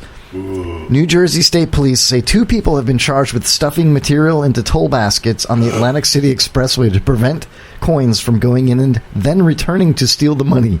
Troopers say Monday that 54-year-old Angela Freeman Poles, Angela Freeman Poles. Angela Freeman Poles. That career was shortchanged. She's 57 years old. Angela Freeman Poles and 57-year-old Elijah Reeves, guilty, were arrested and charged with theft in a scheme. The South Jersey Transportation Authority over the summer had alerted investigators about several toll basket failures and toll shortages at the Exit 5 entrance and exit ramps. Police say the Atlantic City residents were captured on surveillance footage tampering with the baskets and stealing coins off the ground at the toll plaza. This is overflowing with coins, dude. Like, get them nickels, get them dimes. Both suspects are jailed on $35,000 bail, dude. Homeless. How many quarters is that, Jay?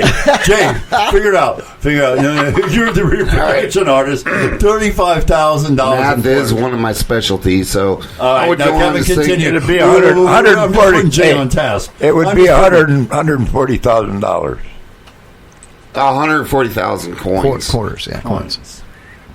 I took four times the number you gave. Exactly. It's pretty slick, Pops. That's why you're the glue that keeps us together, my man. You can't put shit past Pops, man. Never. Oh. Then again, he wishes he could take a good. All right, how about another one? From Mexico City, the Associated Press reports that there was a snake on a plane. A live reptile intrudes a flight in Mexico. Real snakes. I ain't getting on no goddamn plane. We got them snakes on plane. No. I'm sorry, I'm coughing up the worm from the tequila. The passengers on a commercial flight in Mexico were given a start when a serpent slithered into the cabin in a scene straight out of the Hollywood thriller Snakes on Plane. The green reptile appeared suddenly on an Aero Mexico flight from Torreon in the country's north to Mexico City on Sunday, emerging from the ceiling behind an overhead luggage compartment. Cell phone video shot by a passenger in Dalixio, Medina, guilty, showed it wiggling briefly as if trapped before partially dropping down into the cabin. Now, here's the thing. I'm thinking set up too, Kevin. No, check it out. No. I was reading a magazine and the passenger next to me saw it and said, "Oh my word!" Medina told the Associated Press by phone Monday. He estimated it was over 3 feet long. How many meters is that, Pops? What's that? How many meters is 3 feet long? 2.7. I'm not sure. Chuck's pretty close, man. It's a little under 3 feet. 3 feet is 3 meters. 3 feet's 3 meters. It's Why have the whole basically- different thing? No, 3 meters is 1. 3 feet is 1 meter. Thank you. 36 inches. That's not going to help your case, dude. Anyway, so passengers hastily unbuckled themselves to get clear of the dangling snake. Sounds like a flight Chuck was on back in the 80s in Lauderdale, dude. 3 feet, right?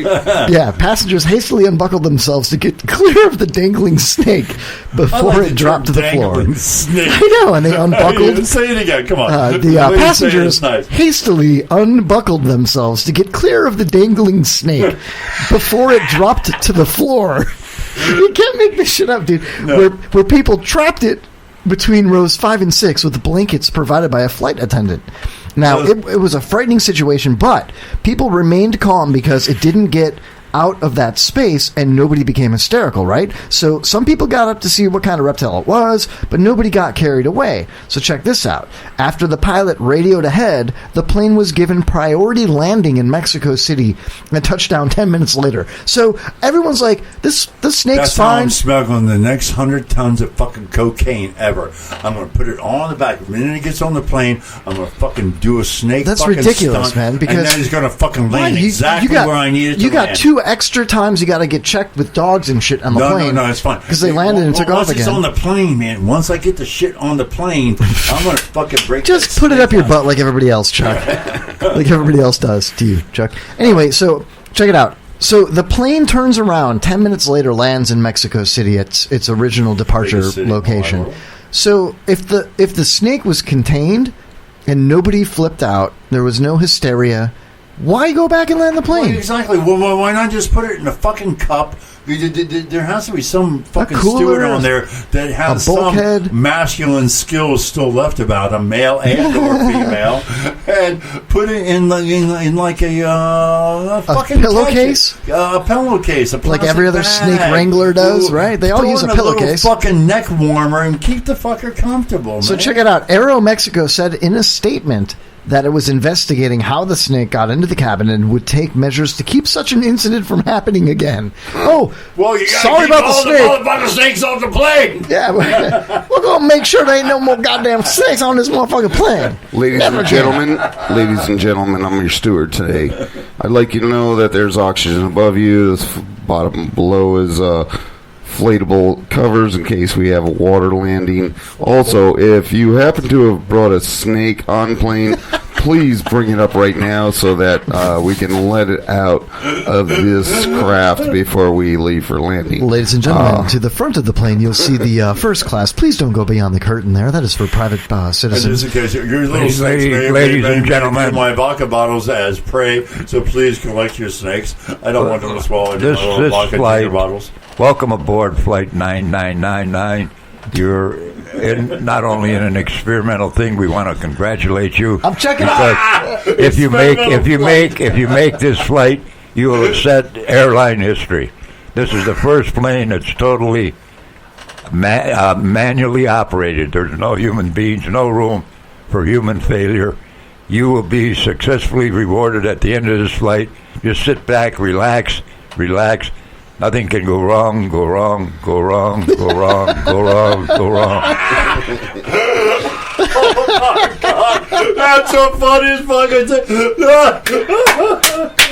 Let's give Pops a clap. Christ, all right, Pops. Fuck, my God, man, you walked us down a brilliant road.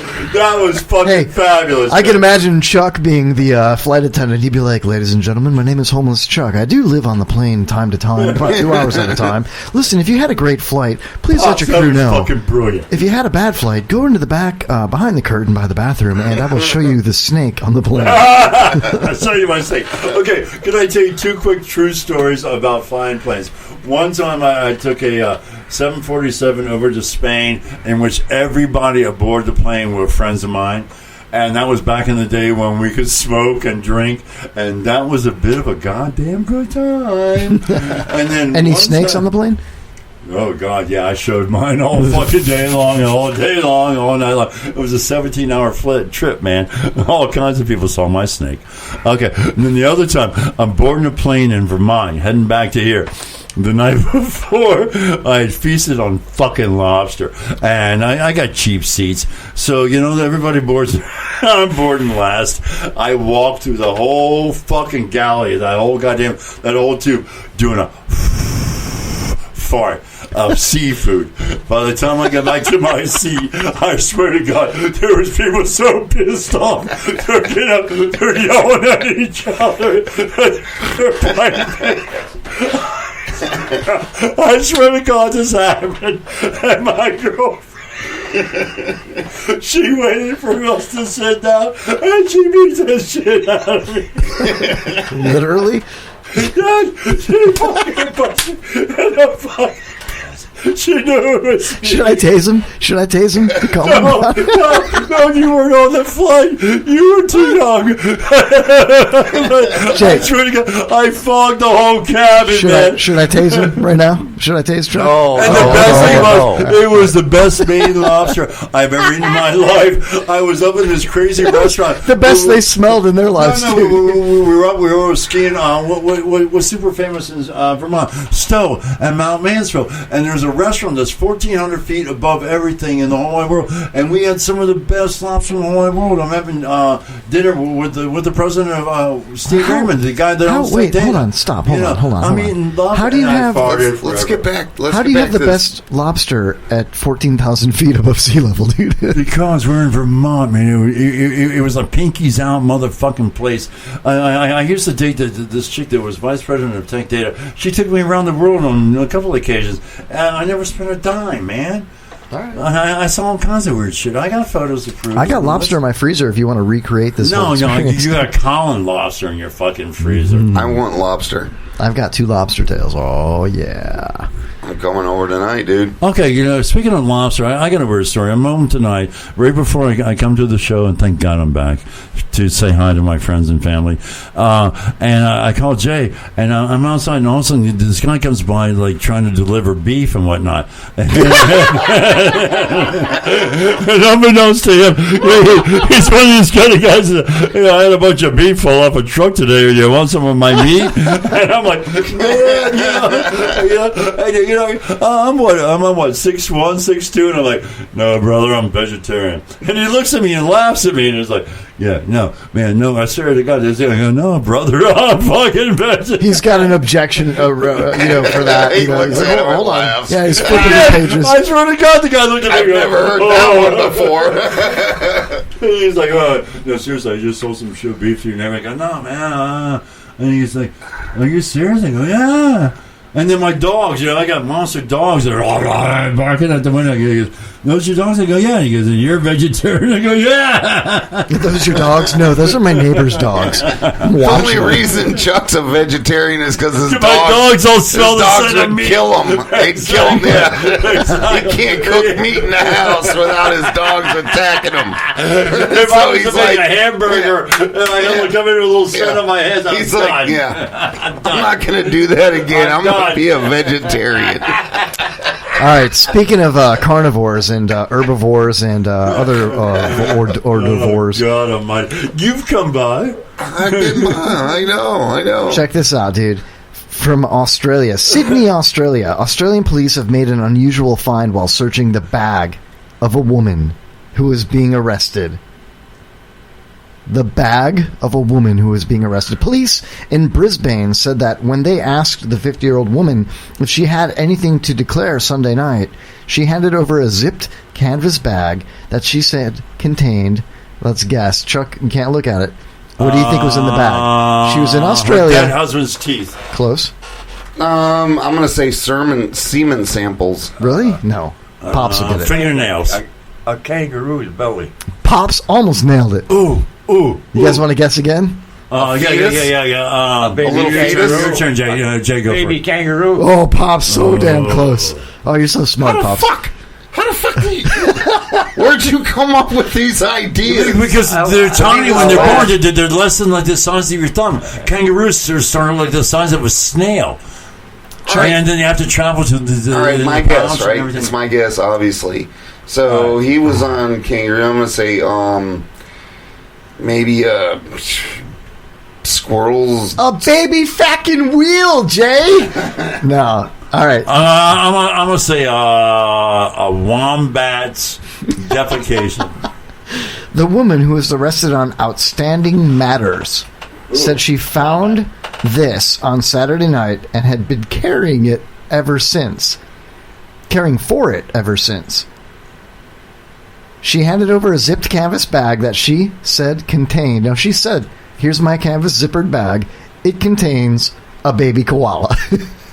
No way. Yep. The woman was taken to a police station while the koala... The koalas are the same thing as any other. They look like a slug. Here's where grammar really helps Associated Press. Because they're no marsupial. So they're young. Looks like a slug. It looks like a little pinky. The woman was taken to a police station while the koala, believed to be about 6 months old, was taken to a wildlife hospital in good health, though slightly dehydrated. But there's no commas. So if I read it verbatim, the woman was taken to a police station while the koala believed to be about 6 months. The koala believed it was about 6 months old. Anyway, the baby koala weighs 1.5 kilograms, which is how many pounds, Pops? 1.5 kilograms. 2.3 pounds. I don't know. 3.5 pounds. 3 pounds. And has been named. It's pretty freaking close, man. Who wants to guess the name? Harambe. Close. Delta. Hermione. Delta. Pops, what do you think they named the koala? Air America. I got no idea. Alfred. Harmony. My God, you're close. They named it Alfred. Alfred was on fluids. Alfred, that's not what As in Einstein? Jesus. Alpha or Alfie? Alfred, like the butler from Batman. Thank you. Alfred. Thank you very much. I think koalas are marsupials too, aren't they? Exactly. Just like kangaroos. Oh, yeah, dude. The pinkies. So did she get to take it on the airplane? Yeah, and I continue the story real She quick. should have just put it up her butt. Listen, that koala made its way to an airport bar. That would Okay, felt great. Listen, it says it right here. The koala briefly escaped custody, if you will. Okay. Up her butt. No, shit. and it escaped to an airport bar. You know how expensive those bars are, right? Oh my God! And it $10 came in for a fucking beer. The koala, it went inside the bar. It sat down, ordered a drink, ordered some salad, ate Put it. it on his hotel room. No, he ate the salad. And gave the barmaid cunnilingus. No, hold on. Now, he ordered a drink. He sat down, he ordered a drink. He had a salad. Then he pulled out a gun and shot everybody at the bar and left. And then the bartender survived, and they interviewed him right here. Listen, what was this guy's problem? The man? bartender survived, and he said, What the "What fuck? the hell happened?" And a dude that survived at the bar, he was drunk. He said, "A typical koala. He comes in, drinks, eats, shoots, and leaves." Thank you.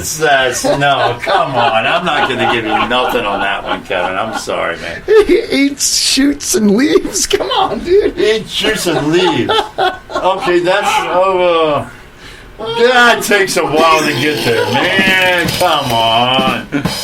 Where are you going with the headphones? Thank you. I'm going over here. I haven't plugged the headphones in all night, man. It's just a lot for me.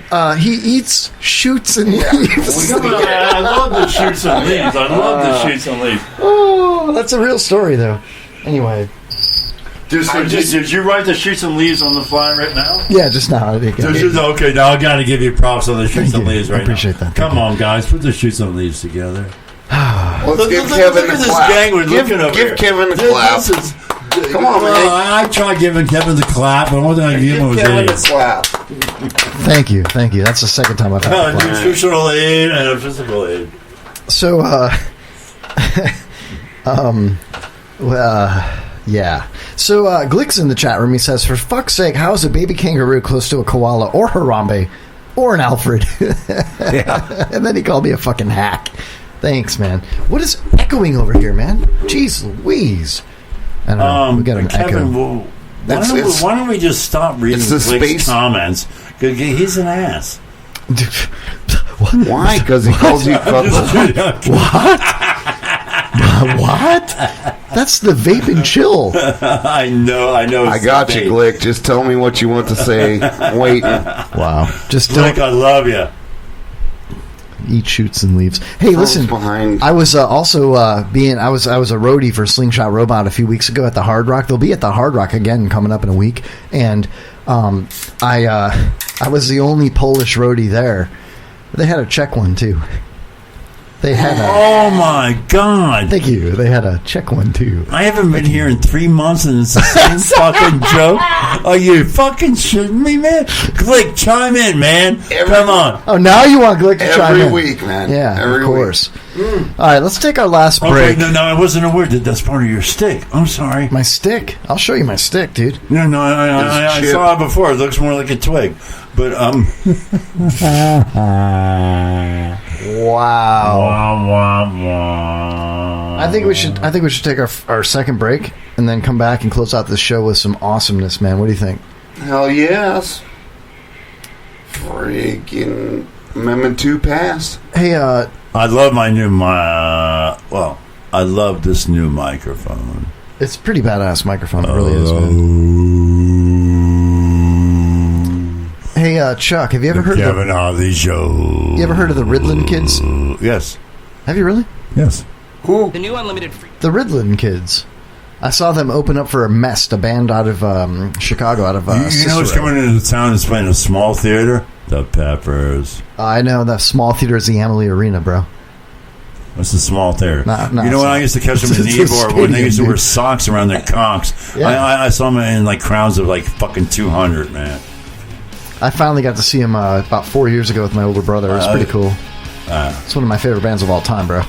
Chuck, do you remember Eartha Kitt? Is that the stuff I put on my rash the other day? No. She was a female singer. Or Eartha Kitt? Kitt, yeah. You remember her? The name sounds familiar. Her tune doesn't come to head. Okay. You were asking me about good singers. She was pretty good in her day. She might not even be alive now. What's her name? Eartha Kitt. Bertha Kitt. One of my favorite vocalists of all times is the woman that did Yaz, and they only did like an album and a half. Did what? Yaz. Yaz was the name of the band. Anna Morsetti.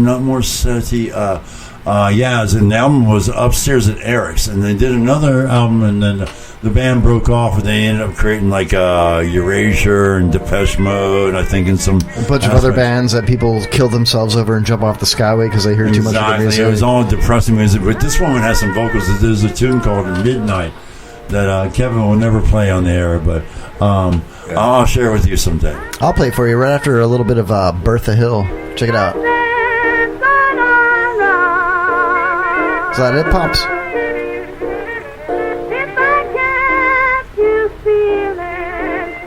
Yeah, it's very harmonic. It wasn't one of her better songs, was I think it's pretty good. It's a Kid Man Blues. The Kid Man Blues. But that's when blues wasn't even that thick yet. You got a little trumpet in the background. You got a little guitar. Yeah. It's still very thin. You know, blues got a lot. Sounds like it's on a record player. Like you know? a snare, maybe. Yeah. This is back when blues was really thin. You know, and I use the term thin like limited instruments or limited occupation of the airtime. My blues name is Two Shoes because I always wear two shoes. My rap name is Two Chins. My gang name is Little Gummy Bear. What? Little Gummy Bear. All right, Chuck. What's the band you were talking about? Pop's rap name is Two Wheels, dude. Yaz. Midnight from Yaz. That's one. The vocals in here. She had her heart broken. It's midnight. Oh my God! I done broke my heart. Midnight by Yaz. I got Midnight Rambler. Get your Yaz out. Yaz.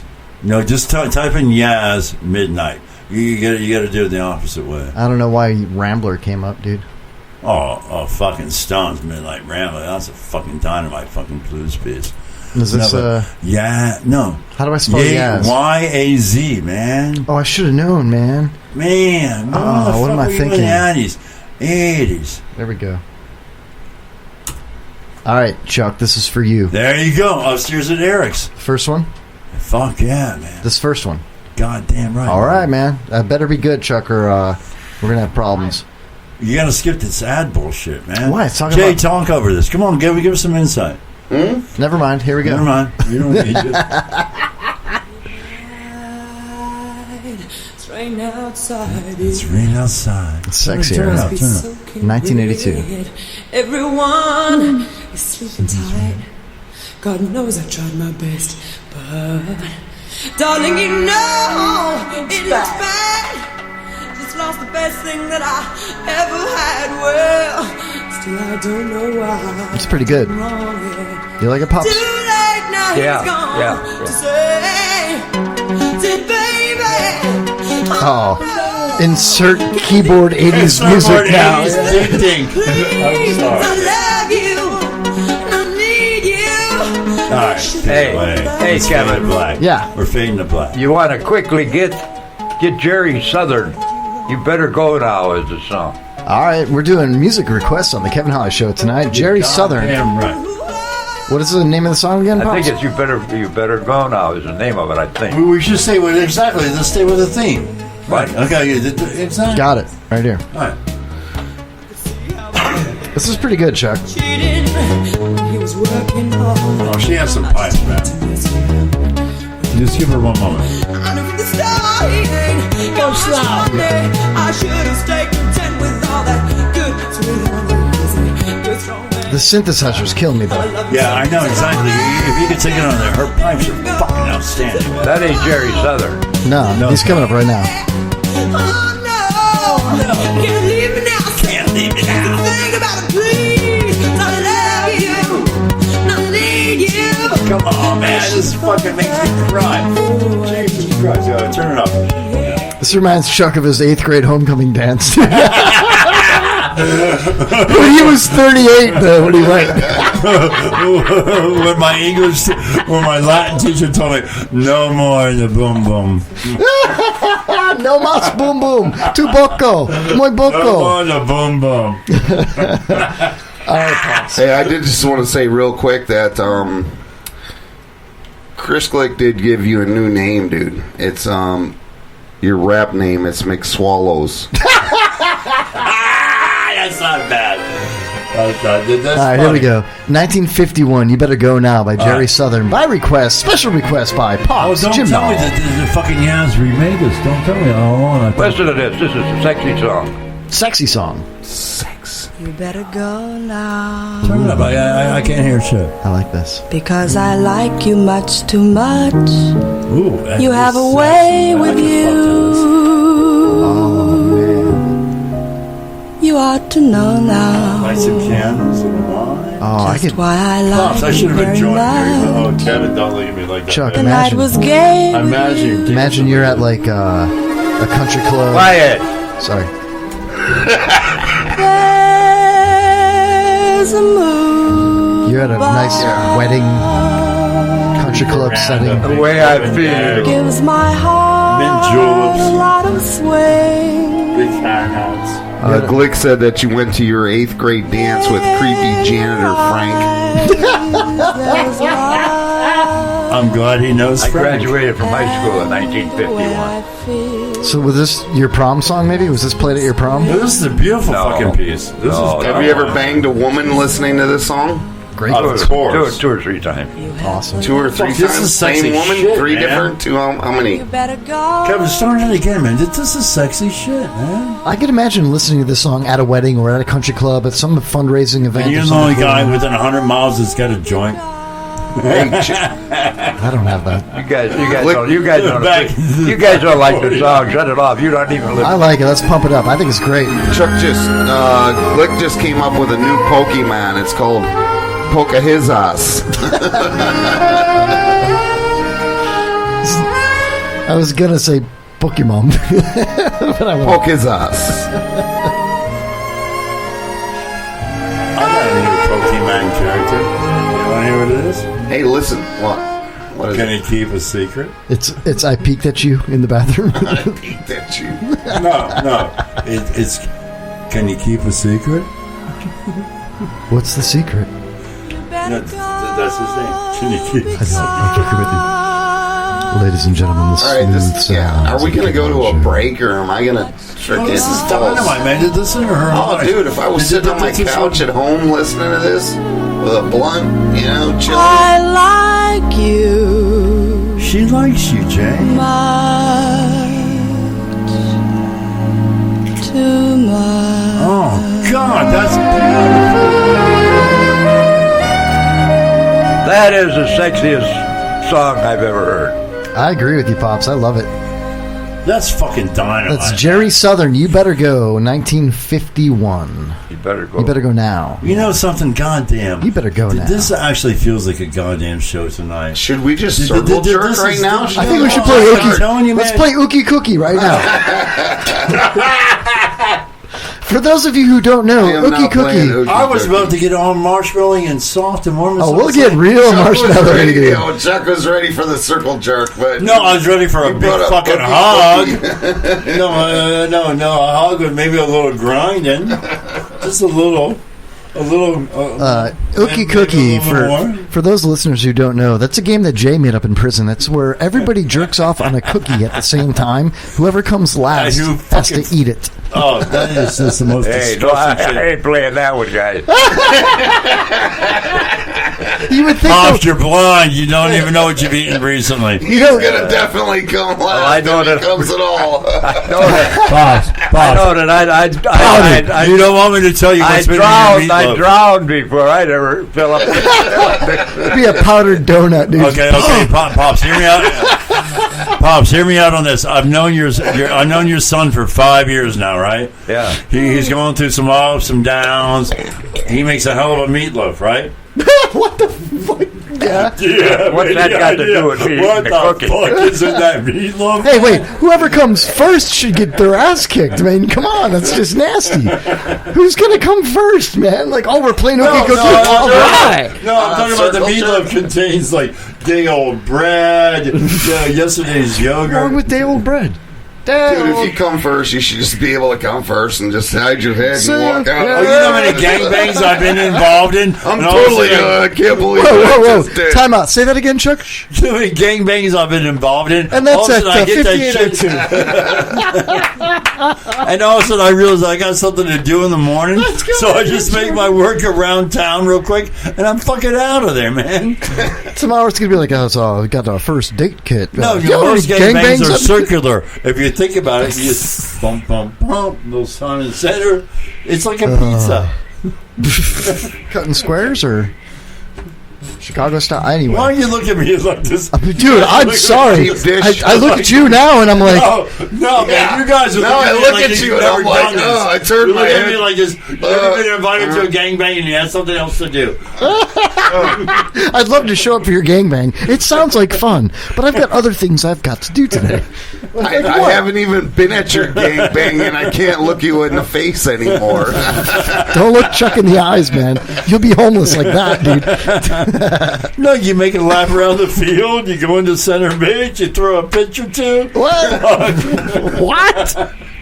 Oh my God, dude. Now it's evident why this place is fucking haunted. You know? Jesus, welcome to the Dump Tower. All right, ladies and gentlemen, we're going to take our second and final break. Call on the show tonight, 727-846-2955. Also, hit us up on Twitter at Kevin Holly Show 4. That's the number 4. This is also, check out the IRN. We've been picked up, Chuck. It's been a while. We are on the Internet Radio Network on TuneIn Radio. If you got the TuneIn app on your phone, your device, in your car, no shit. You can check out our replays Tuesdays from 12 to 3 p.m. Eastern Standard Time, as well as Saturdays from 3 to 6 p.m. Eastern Standard Time. Did you see how I went Saturdays? I did say yes. Wow, man. Yeah, I do have one question. I do have one question. I'm glad to see you guys again. I'm loving life. Jaybird hasn't been so vocal. He just keeps typing away over there on his little, and we can't see what he's looking at.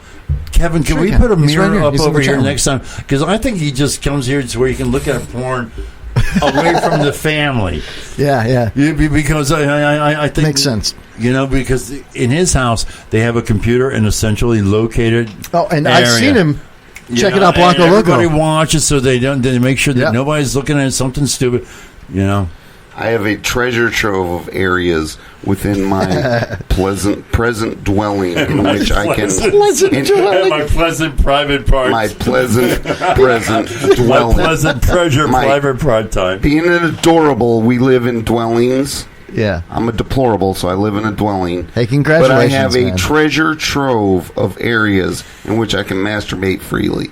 So don't worry about that. I hope this is not one of those pleasant places. Yeah, I got to tell you where I jerked off the other day. No, I like the elevator, though.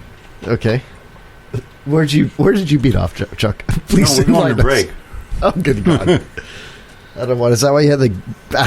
No, Kevin. If you would have worked this out right, if he would have had a time right, I would have said, "You would have told you what I'm doing," and we went into some music. We would have faded away, and we would have left our listeners with an intrigue about where did I jerk off the other day. Fuck you. See, I would venture to say that you jerked off somewhere in the studio. Work. At work, really? Who said at work? You just said at work. Pops. You remind me too much of a priest. I can't sit in a room with you. I tell the truth all the time. All right, let's go ahead and take our final break. I didn't jerk off at work. We will talk more about where Chuck beats off. I swear to God, I didn't jerk off. All those people that did you say I remind you of a priest? Yes. Wow. What's up with that, man? I'd call a lot of things. Father. Wow. Your Holiness, Your Highness. Your Holiness. All right, ladies and gentlemen, we'll be back in just a few more minutes. I promise no dead air. Enjoy the break.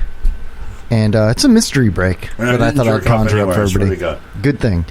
All right, this is going to go great with what happened yesterday. We'll be right back with more of the Jay Kevin Holly Show. jerking off somewhere. There it is. شما دارین گوش میدین به کوین هالی شو. شما دارین گوش میدین به کوین هالی شو. شما دارین گوش میدین به برنامه کوین هالی. It's worse than throwing cats in the river. It's the Kevin Holly Show on the IRN Internet Radio Network.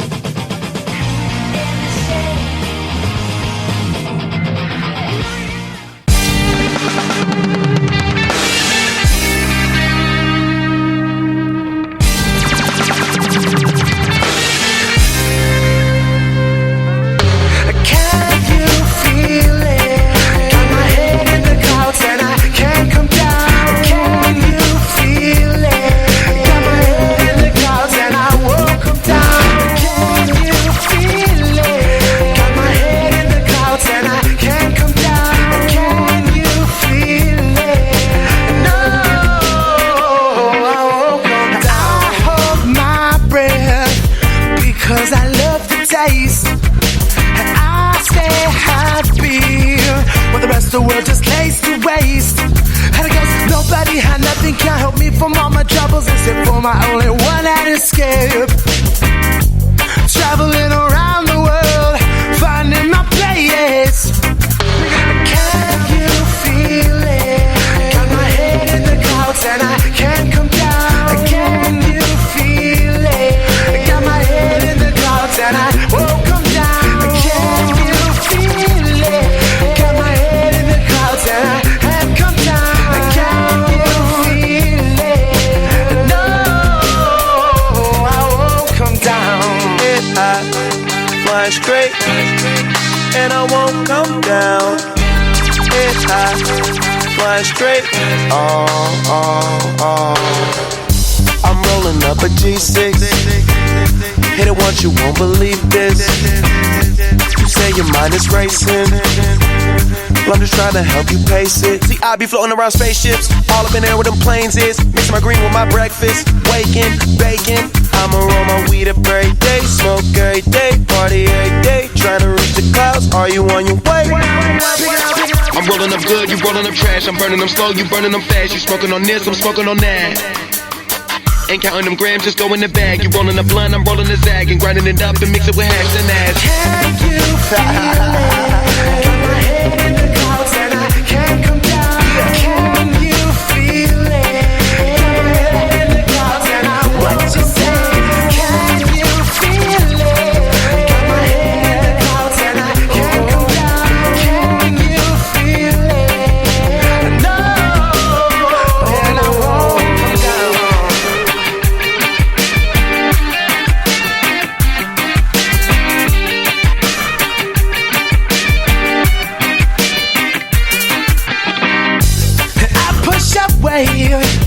Because I don't like the way cut out and punctured and shoved it in my face.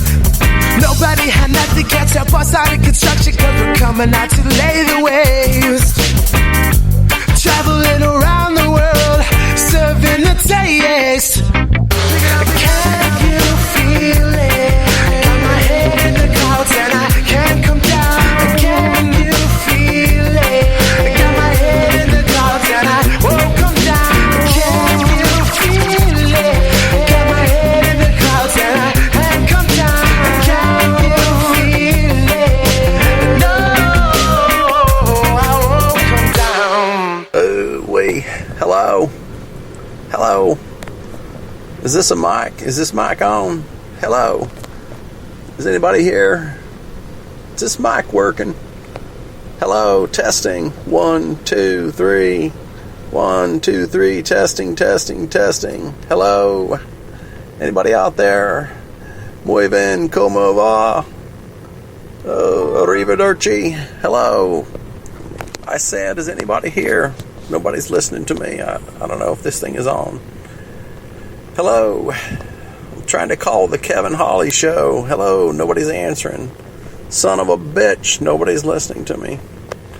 Anyways, well, I tried to call you, Kevin, and, you didn't pick up the phone, so I guess nobody's listening. Nobody cares. That's right. Nobody cares. Anyways, call me back, Kevin. Hello. Kevin Holly Show, you're live in the air. What's up? I think I got the wrong number. Is this Bernie Sanders? Is this Kevin Pauley? Yeah, it's the Kevin Pauley Show, Mr. Sanders. I'm so glad you called in, sir. Let me ask you, how do you feel about third world countries and their effects on the American economy? We're going to allocate money from corporations, and we're going to give it to other people. That sounds great. What's going to happen to those corporations, though? We're going to make America not in Donald Trump image. Vote socialism.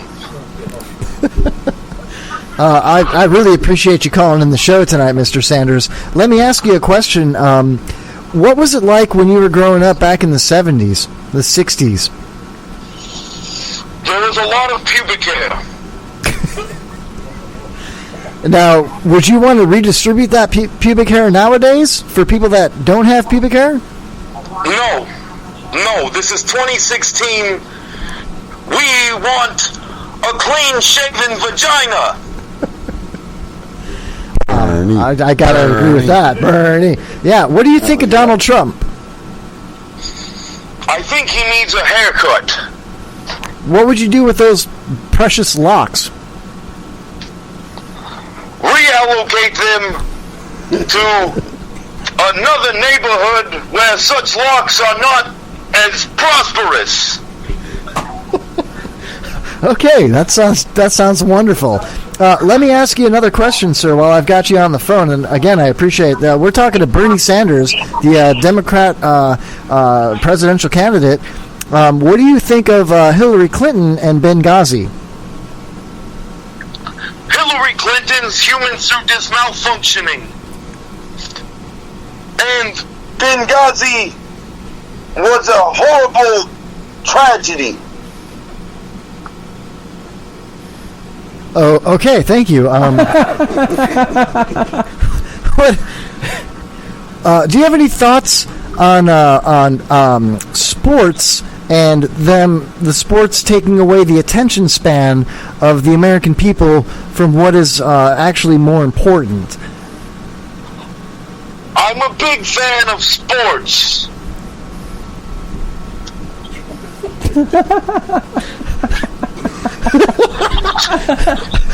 Okay, Mr. Sanders, thank you for that. What are your thoughts, what are your opinions on the protesters, the Bernie Sanders protesters versus the Donald Trump protesters? The right to free speech must be upheld. Thank you for elaborating on that, sir. What do you think of the Silver Fox, Anderson Cooper on CNN, staging words that were taken out of context and tricking Donald Trump into saying things that he wasn't trying to say about illegal immigration and its effects on the protesters?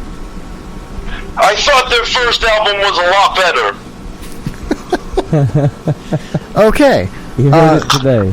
Well, let me ask you this. Do you know what the Fox says? What does the Fox say? We will find out what it says. Mr. Sanders, it's a pleasure to talk to you. This is Jaybird. I'd like to know what you have to say about the city of New York reducing the size of sodas that can be purchased, because personally I like a 44-ounce soda and I do not like being restricted to a 16-ounce soda. We will allocate your soda from somewhere. But how big will my soda be? It will be the biggest ever. The biggest ever. How much will it cost me? Will it be free? You won't pay a dime. Will he pay more than a dime? You won't pay a dime. What do you think about the $15 an hour for fast food workers? Is that a good living wage, or is that pushing it over the top? What we are going to do is we are going to take these monies away from these other people, and we're going to give them to those people. Well, what happens to the other people? They are the super rich, and they are going to have their monies, and they're going to get them taken. Okay, Jaybird? I just got to say, Mr. Sanders, I love your philosophy. I think it's outstanding. And I just want to know, how do you feel about ISIS? Muslims in general. We love them. So you feel they're all pretty good people? They're willing to just come over and accept U.S. culture? We must give them housing and jobs. What if they decide to rape, my daughter or son or something? It's their religious freedom.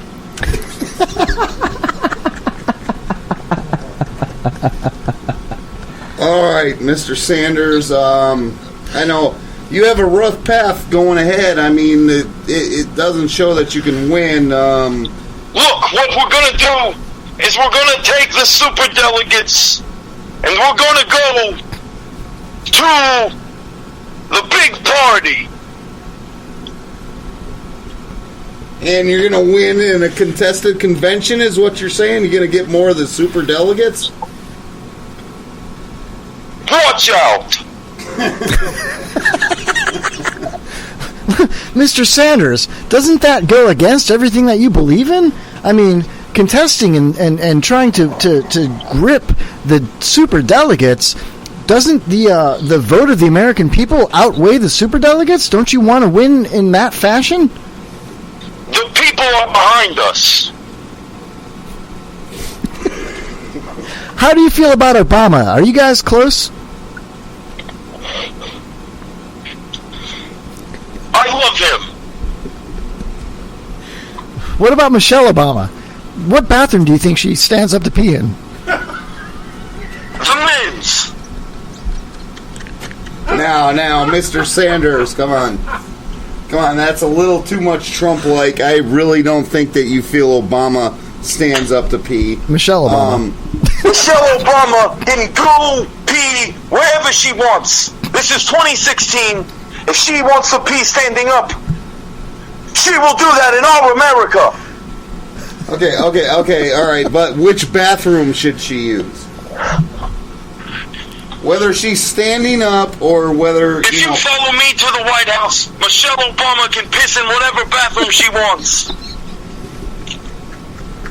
All right. I clearly understand where you're coming from now, Mr. Sanders. How do you feel about Colonel Sanders? Is there a $15 an hour, spite between Colonel Sanders? He does own that restaurant. I have been to London, Kentucky, where KFC originated from, and I have fought for the rights of those workers. Those rights. The KFC workers of London, Kentucky are the greatest people in the world. If you want to hear more of the interview with Bernie Sanders, tune into Spreaker.com/user/The Kevin Holly Show, and you can enjoy more of that interview with Mr. Bernie Sanders. We are back live with The Kevin Holly Show. If you want to call in before we end the show, it is 727-846-2955, or you can tweet us at Kevin Holly Show 4. We've got Jaybird, Pops, and Homeless Chuck in the studio live tonight. And 4 OGs, man. That's right, man. That's where it all started. Apocalypse. I think we should talk about the Amendment number 2 in Florida here on the ballot. We all voted yes on 2. What was yes on 2 for, Jaybird? Because my back and neck are killing me. I'm suffering from serious boredom myself. Pops has almost borderline glaucoma. Mm-hmm. Chuck, do you have any ailments? My amendment on number 2 is I have always voted that the roll should go underneath opposed to above when tearing the toilet paper up. Is that not the amendment we're talking about on number 2? No. Why would you need medical marijuana? Is what I'm asking. Yeah. Medical marijuana. Oh, jumping baby. Jesus. Let me tell you the ways. Let me tell you the ways to salvation, baby, is being a calm mind and at peace and in harmony with your body. And if your body says, I need medical marijuana, then by all means. So, guys, listen, this is what I think we need to do. We need to get Pops a quick, PhD. Oh, you're goddamn online, right. And we're all fucking running on his within script. 6 months, he could be writing scripts. If we did this through, Eckerd College or something like that. And Pops, Dr. Pops. Yeah. I like that. Pops. I like that idea, man. Doctor, Pops.com. give me the news. I got a bad case of smoking herb. Well, Doobs would rhyme better. Okay, no, better yet. No, this is my evil brain kicking in. Why don't we just tool around to all the retirement communities and like something like what Cheech and Chong did back with Nice Dreams and sell fucking door-to-door weed? No, sell joints and popsicles, because after you smoke a bone, you get dry. So sell popsicles, and I like it, yeah. Popsicles, and Doritos. Popsicles. Backed up with a Mountain Dew. No, Kevin, your turn. Yeah, Popsicles. Popsicles. You can't even say it, Chuck. Say it right. Everybody quiet. Okay, Chuck, everybody. Pops, One time for popsicles. Kevin alone. I'll remain quiet. No, say it the right way. I can't. Try it again. We're not Pot. No, Pops. We're not moving on till you say it right. Pot. No. Pops. Okay. Pops. No. Pops. Popsicles. Say it again. Popsicles. No. Popsicles. Pops. Do it again. Pops. Popsicles. Popsicles. Yes.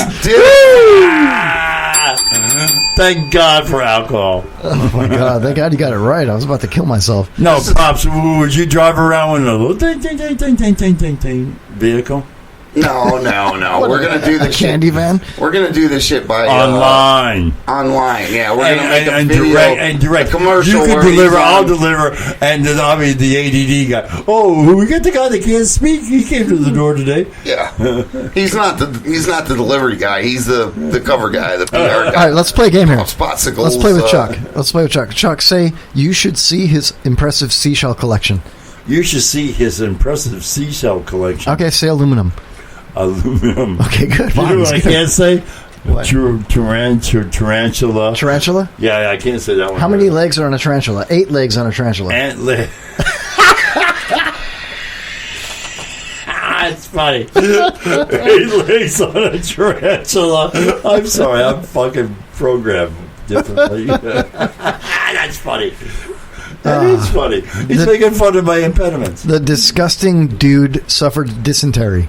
The disgusting dude suffered dysentery during a dissertation during his time in D.C. Okay. You passed. All right. No, I just had to focus. I've been trying to open a beer the whole time. You've been fucking with me. So you had to focus? Both of us. Kevin Glick wants you to talk about Amendment D. It's a huge deal. Nobody's talking about it. Dysentery or dicks? Wow. Or disillusion. Amendment D. Hey, dude, you know what's funny? Disorder. Kevin's heading up the disorder. Jaybird tried to have alphabet soup earlier this morning, and he kept choking on the D. He kept trying to spell Trump. So, Jaybird, who'd you vote for? I didn't vote. Yes, you did. You voted for Trump. I was there when he did it. Did he wear the Cubs hat when he did it? Yep. Awesome. So did I. Not the one I you wasn't wore. allowed. No, that's I don't vote. No longer my hat. I'm a convicted felon. Which I hope Donald Trump looks at. You know, my crime was minor. I banged into... You did a crime on a minor? No. Was it a Chilean minor? Because I heard that about you, that you go down and don't come back up till Christmas. Exactly. But down, once you get down past that side of the equator, it goes down this way. Oh, man. No, I wanted him to revisit it. I tagged somebody's taillight while pulling into my parking spot, and the contact with another vehicle, even though I was inebriated, but it was less than $100 worth of damage. I cracked a taillight, but the contact turned it into a felony. And I don't want to say, look at all felonies and create this fucking spreadsheet on felonies and when you can and can't vote. But I think after a certain time, it should be actually automated. I shouldn't have to file. I shouldn't have to go through paperwork. I shouldn't have to pay a fucking fee. It sounds like a pretty remedial crime to not be able to have your voting rights restored. But I'm just saying, but there's a lot of felons out there that wanted to vote this time. How long has it been? 14 mother-frickin' years, man. Wow, that's ridiculous. 5 years for a broken taillight, drunk, whatever. Right. 14, No, but excessive. the fact is, I could have hurt somebody, because if my infractions on judgment was to me even make that kind of contact, that means I could have made contact with a child. Now, in 14 years, have you had any other instances that... I drank a lot since then, yes, sir. No, but have you... All right, I'll just leave that alone then. No, I have had not... Now, if you were going to vote yesterday, who would you have voted for? During the honestly? During my alcohol influence of those years, I have not had any contact that was cause of felony. No, let's answer me. If you were going to vote yesterday, who would you have voted for? Honestly, if you were walking in filling out a ballot, Trump or Hillary? I would have had to vote for Trump. Then your rights should be restored then, brother.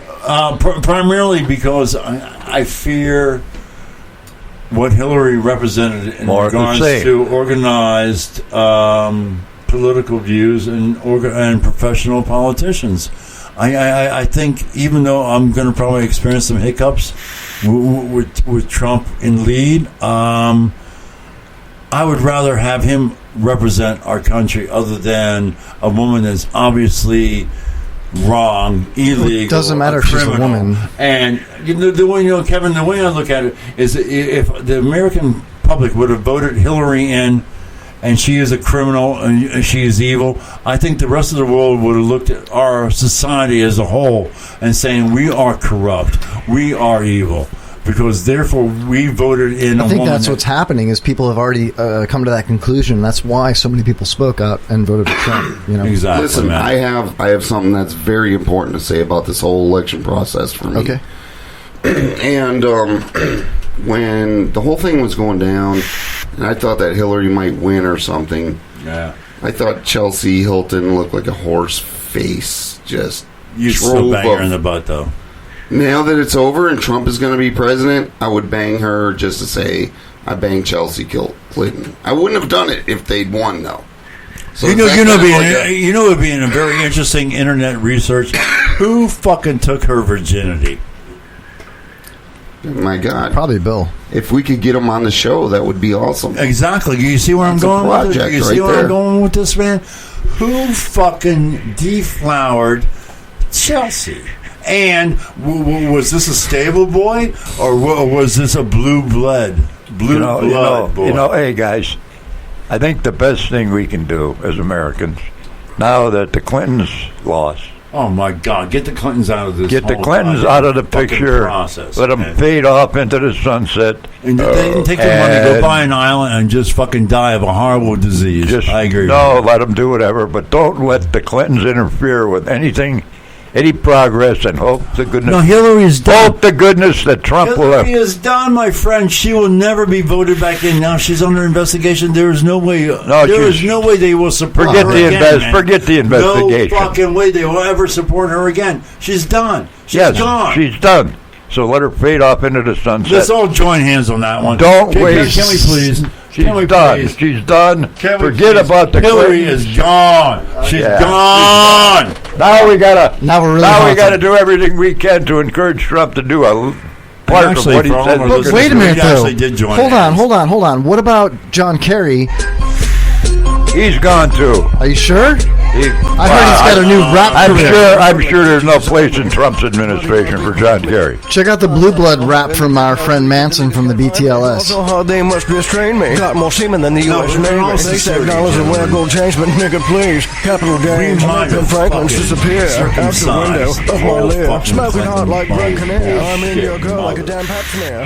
Wow. I fell for hydro. I love chicks, but I hear Kanye West likes fish sticks. Balls so hard, 50-year-old scotch. Don't wear slippers, I wear Gucci Crocs. Where's your girl with the big behind? Oh wait, she's here on my jock. Ball so hard, my blood is blue. Made $1 billion. Deja vu. I rock the mic like a caveman. Jaybird, I still have that CD in my car, by the way.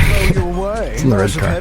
Did you guys get the figure on what the election was, the amount of money was spent on the presidential election? I'm very interested to see those numbers. How many meters? I heard $1.2 billion. How fucking horrific is that? We could feed the fucking homeless in this country. Actually, we could probably turn most of this homeless in this country to actually being upriding. Well, most of them suffer from certain situations. Okay, you throw that money at the homeless problem. Yeah. Or Let's the just health say insurance 20% problem. Just say 20 to 30% of them Social Security pull themselves out of that stigma. This is actually a very interesting conversation. How much did Trump spend opposed to Hillary spent? Okay, you want the numbers? You want the numbers? Yes, Jay. All right, now this doesn't include PACs, of which Hillary had a ton of. All right, Donald Trump didn't have a ton of PACs behind him. But this is just a fine point to show you what this man can do in our country by what he did in his campaign. Hillary campaign spending was $877,296,000. You're talking close to $1 billion. Close to $1 billion. That's just her. Okay, that's not one of her many PACs that were out there. How many homeless are in this country? And what do you think $1 billion? Slow down there. Hold on. I'm sorry, Jaybird. You get the format. This stuff did. Well, he go doesn't on. have all that information yet. You know? No, I have all this. This stuff did go to pay TV stations and everything else, but there's a certain principle about it when you talk about advertising. The amount of money that these guys pay, it kills advertising for small businesses, for other companies that just can't pay to compete with a 1.5-minute long commercial. Okay, you know, so this time of year, the impact has much to do, especially in a service area like Florida. But now, let me tell you, it fucks up what we consider America as far as our capitalism, because we're allowed to market and advertise. Chuck, listen. Hillary, $877 million out of her own. Donald Trump, $371,966,750. Almost 2/3 less. Yeah. This is called 2/3 less. That's how our country needs to do business. We need to do business like that, not. Come on, man. He spent way less than her, and he still won the presidency, even with all the negative bullshit that he overcome. He won the presidency this is the guy because that we're can win fucking for fed our up, country. man. I could have almost run and had a better hairdo. We're simply That's fed tough, up. though. I don't know about your hairdo, man. I got a goddamn good head of hair for a fucking man. Can I throw something out? Yes. Sure. It was mentioned before, and a lot of guys have been floundering around on. Shoot them. Floundering around. Like Chuck's microphone stand. On the idea that we need a third party. Yeah. Yes. I say we don't need two parties. We don't need any party. 5 or more. We don't need any parties. The green one. Let these people that want to serve run for president. They don't need a party. They don't need all these PACs to get their money, or they need to get them.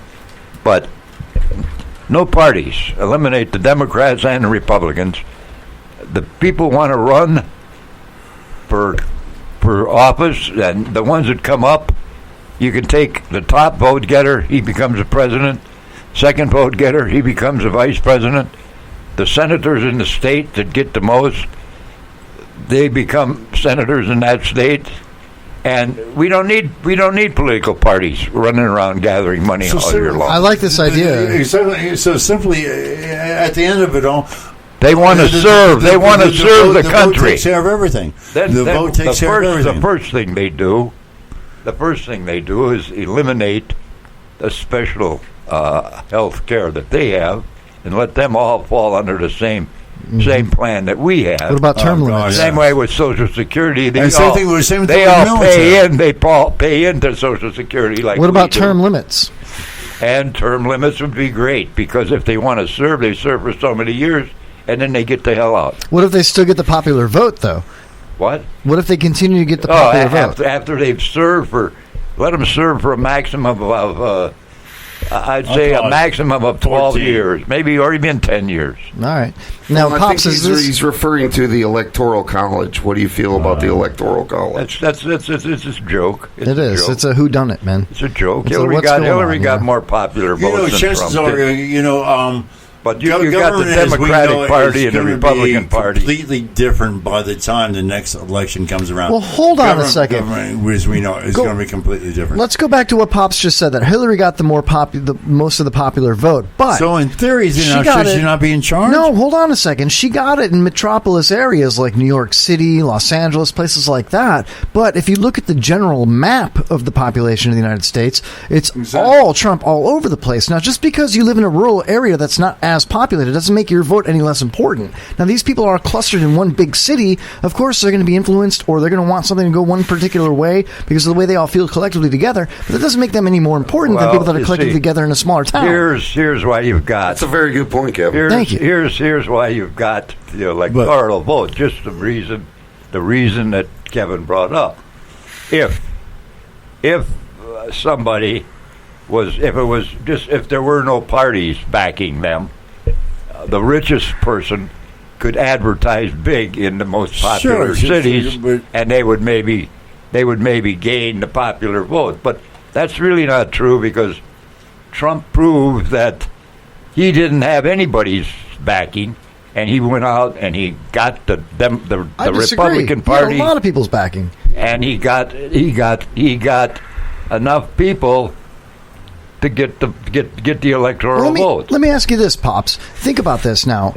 If you're you got these people that are in a more rural community. Compare them to the more urban communities. Now, the more urban communities in certain parts of the country voted for Hillary collectively. Yeah, a lot of these. She got Illinois. She got New York. What's she got California. That equates to money. What's more important is what he just asked, and that was what I was just about to say. Jinx, you owe me a Coke, by the way, Pops. And think about it. What's more important? Pepsi. Is it equal? Is it more important that farmers and factory workers and small business owners in less populated communities that are way more vibrant in the United States here, they're spread out way more as far as landmass. Now, their issues are very important to them. They are considered the backbone of our country. You've got, the farming, all these different things. Wow. Now you got all these big cities. Now, are these big shots in the big cities supposed to really make all the laws and choose who's going to be in office compared to what these people think in the Midwest? A good point, because the system has killed the small farm. Exactly. That's why the Electoral College is bullshit. Because she got the more popular vote doesn't mean that more people wanted her. You know what I mean?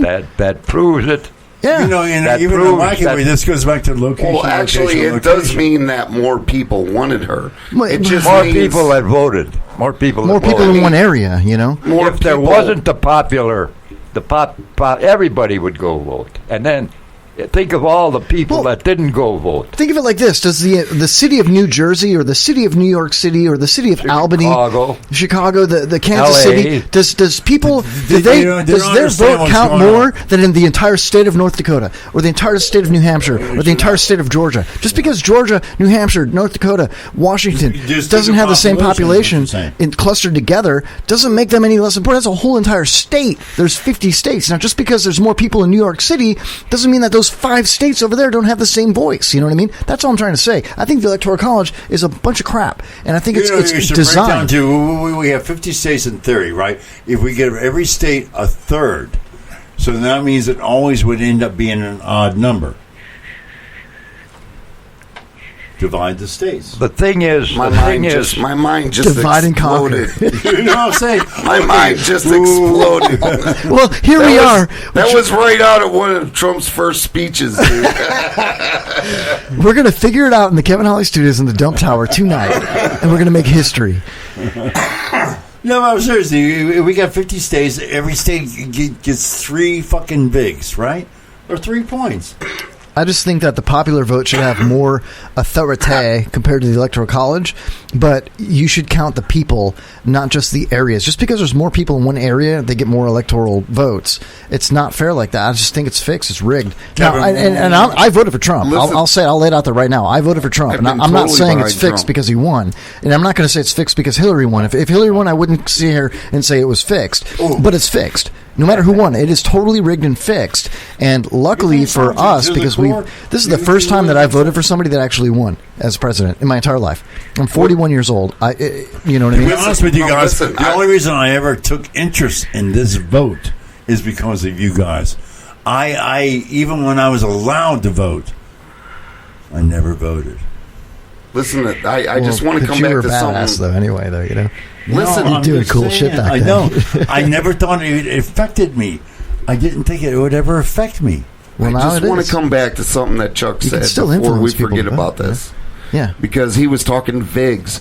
So, like, now that Trump is in office, maybe we'll change it to an electoral VIGs system instead of like an electoral high school, like a VIGs. You know, how many VIGs you owe me, man? 200 VIGs to win.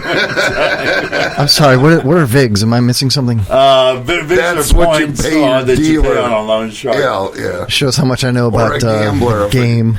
Yeah, I just listen to Tupac. Kevin pays his debts off differently. I listen to Tupac, but I don't. Okay, I don't. Thank God we're it, not a video caster, and everyone would have saw the joculation of a phallic symbol into my mouth. Did you mean phallic? No. What is that? Say phallic. I can't talk to you. Phallic. Spell it. PHLIAICK. How do you spell it? PHICA. No. Ficca? No, that's the drug you're on. That's Flocka. Like Flocka. That's the next thing. Amendment 4 on the next ballot in 2 years is going to be Flocka. Tonight? Make sure that I legalize Flocka. What? Flocka is going to be known to stop like hemorrhoids or something like that, dude. People are going to be go Flocka. You need Flocka to stop hemorrhoids. Actually, Trump needs to come out with a new antibiotic. Why? Just to cure all the shit throughout the world, man. You goddamn hippie. What's wrong with you? Some kind of crazy-ass mushrooms. You grow some dreadlocks, you fucking weirdo. I'm not a weirdo. Yes, you are. I think you should Trump to cyclacaline. I think you should dye your hair and do a comb back like he does. You could do it, man. Trump to cyclacaline. We could do it to you right now. Comb your hair back like an I'm not letting Pops touch me like that again. THC. Trump has crabs. Thank you. If you came in work on your part-time job, know what I have been doing, and you did that, and you were like, "Hey, ladies and gentlemen, I'm going to be taking care of you tonight," with your hands held like this, right, holding Cheetos. We got some huge deals. Oh my tonight. God! You don't think I'm going to not work that into fucking waiting tables, especially when I give them the bill nowadays? You're fired. No, just tell your busboy your vote. Exactly what I'm going to do. I'm going to lay it down and go, I appreciate do the blonde, the orange comb over, comb back thing. Yes, I'll do it for a week or two. God damn right, man. Yeah, you know what I've been doing during the day. Ladies and gentlemen, if you're looking for a new employee, Chuck will be free in about 2 weeks. He's great at waiting tables. About 3 to 5 days, depending on the range. Or if you need a Donald Trump impersonator. Oh, this is just fucking delightful. If you need a Donald Trump impersonator, the Kevin Holly Show will be glad to rent them out at a reasonable rate. Chuck is destroying the brand new mic stand. The interesting thing is, during the day jobs, I discovered this box of Crayola watercolored markers from my band days. Watercolored Crayolas? Oh my God, they're dynamite. My hair is almost completely fucking white. So what I do is I go in and I pick one out of the box on my desk, and I just run a streaker through to my hair. And like today, I was burnt sienna number 22. And the only thing I do is just start right here where I'm bald. And then before I leave, I just take a little water in the bathroom and I'm done. It's an ad agency, man. So why are you running crayons through your hair, dude? Just to give my hair a little color, a little fluff. Give me a little energy through the day. I get made fun of at my job. Eating crayon eating. I didn't eat any crayons. You ate a crayon. Tell me. It was a suppository, actually. Okay, you're fucking with my pronunciation. Come on, put this hillbilly on there one more time. Say crayon. Crayon. Say, what kind of treats do you like besides chocolate? Fuck with his dialogue. Oh, you're okay, Jaybird. Okay. What is your job title here again? Here, I am the unproductive reproduction agent. There you go. Good job. Fucking sucked. You nailed that. Where was the last time that you saw Harambe? Cincinnati Zoo in Ohio, United States this is fucking of America. staged. I'm fucking tired of this bullshit. Where was the last time you saw a homeless guy? Today, when I was passing the Wawa. Out in the back parking lot while we were having our first break. Oh, yeah, exactly. Ignoramus. I'm sorry, what kind of Amos? Amos. What? Amos. An ignoramus? Chuck, could you say that again, please? Can you spell that? Can you tell me the country of origin? Can you use it in a sentence, please? I was about to say that, but my breath was taken away because I thought it was so funny. I swear to God. An ignoramus. You guys disconnected me? You're ignoramus. I'm disconnected. Okay. Yeah, that's all right. Kevin, look up the most complicated spelling bees of all time. That's exactly what I've already started doing. Is that what you do? Jay, you unreproduction agent mother flipping, you're helping your dad breathe over there with his oxygen problem. I don't see why you're not focused on the show. Pops, you okay? Sure. Can you hear now? Sure, he heard you. I was talking about his breathing, Jason. I don't think my mic is. We're talking Can about you hear his me? hair. Did you hear Jay? He was like, Can you hear "Can me?" you hear?" Yes. Yes, can you hear me now? Pops, we were working on your air. We weren't working on your headphones. All right, I got it. You guys ready? We'll go with What Chuck is the first. most complicated spelling bee of all time? Here Let's we go. play a little bit of Jay. difficult words for Chuck to pronounce here. The most difficult words. You guys fuck with me, guy. I got new teeth a while back, and I can't fucking speak still. You had them long enough to be able to speak still. No, my God damn it. I've had them fucking 7 months, and it's a bitch. All right. What is the little fuzzy animal that you see running around in your fence in the backyard? Fucking Kevin. Squirrel. Good job, Jaybird. That's exactly right. Chuck, can you say that word? Fucking Kevin. Apparently, the most difficult words to pronounce in the English language are fucking Kevin. Squirrel is one of them. Oh, of course, my computer's frozen here. Here we go. Let's see. Well, if you don't know what it is and you're looking at it, it would be real hard to spell. Can you imagine how hungry No. the first guy that ate an oyster was? And would crack this rock up and eat this thing that looks like snot. No. All right, Chuck. I happen to love oysters. I like oysters as well. I'm talking about the fucking first guy. I don't like them because they look like snot. Exactly. You're the first guy. You're Do you old like enough. milk? Do you like milk? Oh, don't. Yeah, I love milk, and don't ruin me. All right, let's do this. Let's do a speed round here. Speed round. All right, what's speed round. Chuck, you're up. Okay. What's the kind of sauce? It's not A1. It's not ketchup. It's starts with a W. Worcestershire. I'm sorry, what? Worcestershire. One more time. Worcestershire. All right. Worcester. You sing not in a chorus, but 5 letters in the word. It's in a church choir. Choir. Nice. All right. The not 5th, but the next one. Not what? 6th. 6th. Chuck, again, please. I'm taking my fucking teeth out. All right, just come over here. Just come here. You son of a fucking, I hate you. I hate everybody. I hate the crack pipe. That's what cost me my teeth, you bitches. All right, so it's not fifth, it's the what cent? The sixth. Nice. My computer's freezing up, man. Whoa, just go ahead and knock all those down, bro. That's cool. Oh, my goodness gracious. They're all empty. I noticed, yeah. If they weren't, they will be. We'll make wind chimes out of them. You know, Chuck used to take lamb shank bones home. And all right, Chuck, you're not urban, you're... rural. Lithuanian? What... You're not urban, you're... Suburban? No, you got it right. I want Chuck to say it. Suburban. No. No. It starts with an R. It's not urban, the opposite. Rustic. Redskins. You didn't hear me? I said Earl. Redskins! he said Earl. Earl. Come on, Chuck. Where is it? But it begins with an R. I don't know. Rural. What? Rural. Earl. Earl begins with E-U. Rural. Earl, you got it. All right. There you go. What the fuck is this game? I'm trying to scroll down. I can't scroll down. Look, kids, Big Ben, Parliament. I just can't turn right. My computer's frozen. Worcestershire.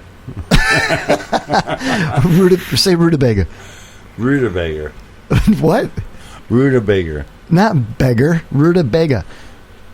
All right. How about... say this. You know what I'm going to do? That was my Chuck's. mom come by and beat your ass when you're sleeping. Because she taught me how to speak right. Read this word right here. Can you read that? Say for fucking ornithologist? Ornithologist? No, close. That's fine. Ornithologist. Ornithologist. Otorino. Dude, it's scrolling. Ornithologist? Why are you fucking with me, man? Best tongue twister for Chuck. I want to be a juror on a rural brewery robbery crate. I want to be a juror on a rural robbery burglary.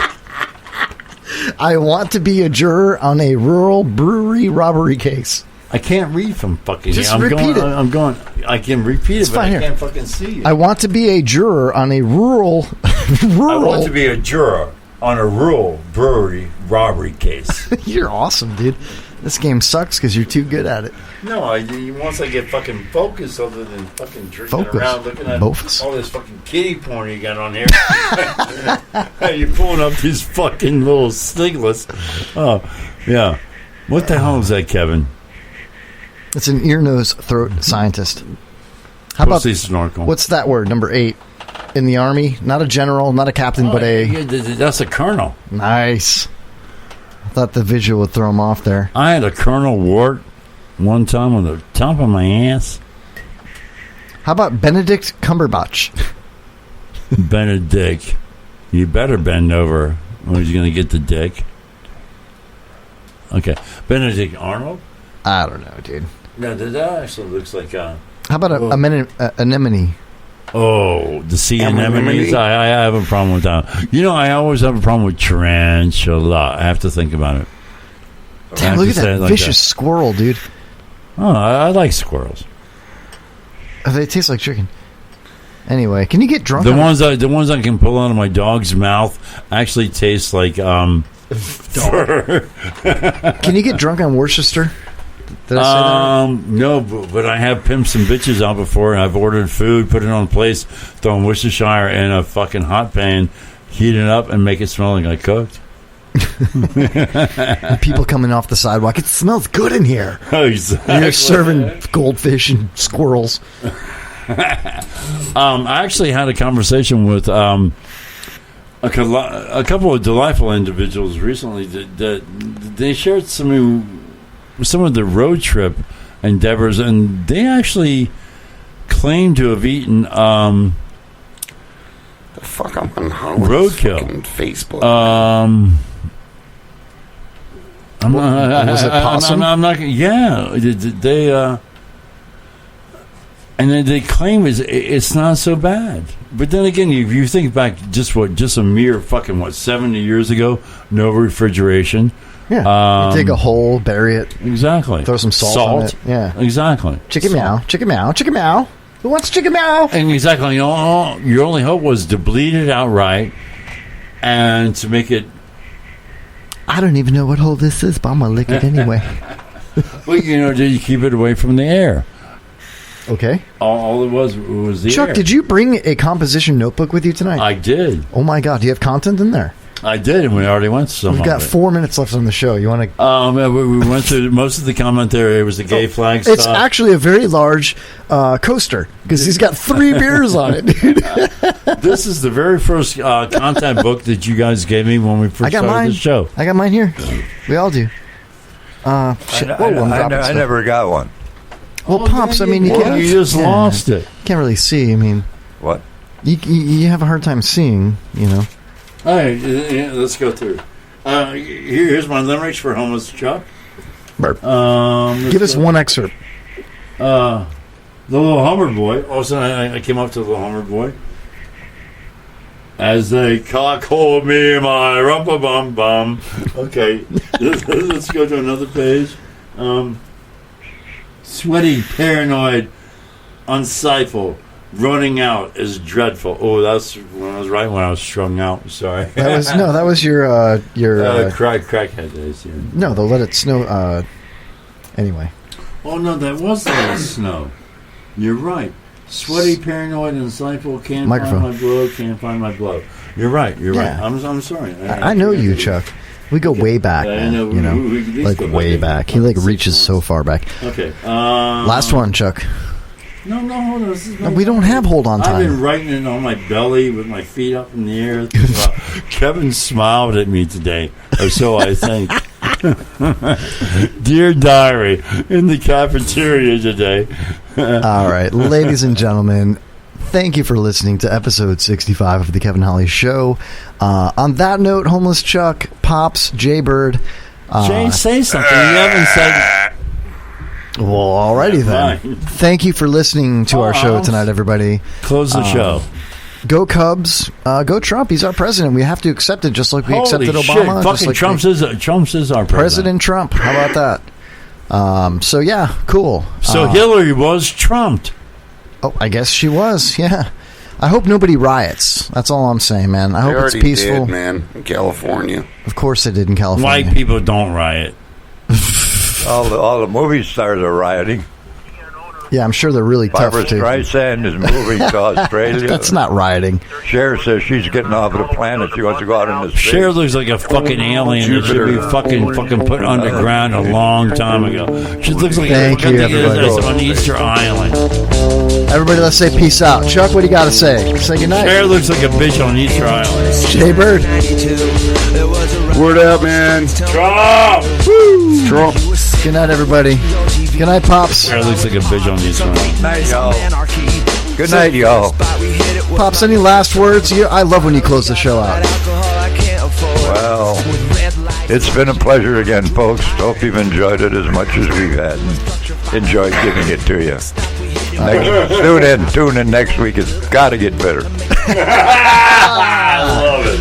All right, good night, everybody. Thanks for listening to the show. Check us out on the IRN. Just type in IRN on TuneIn Radio, Tuesdays from 12 to 3 and Saturdays 3 to 6 for the replay, and Spreaker.com on demand. Thank you, everybody.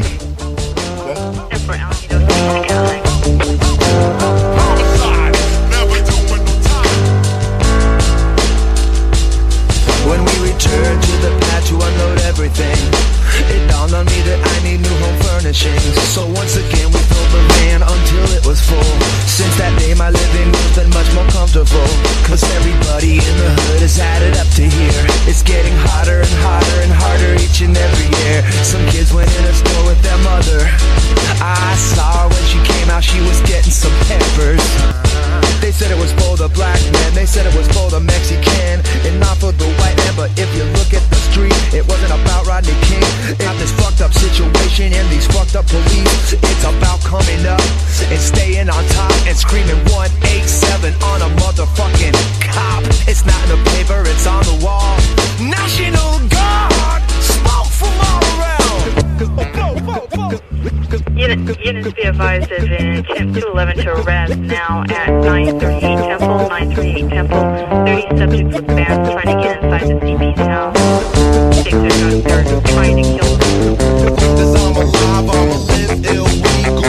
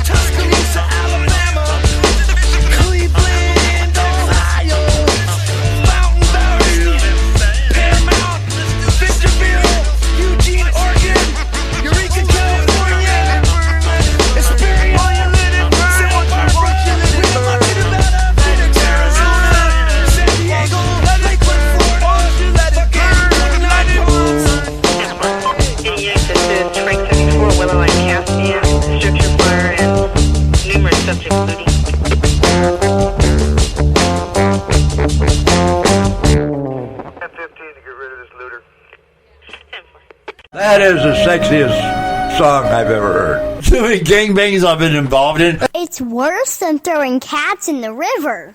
It's the Kevin Holly Show on the IRN Internet Radio Network.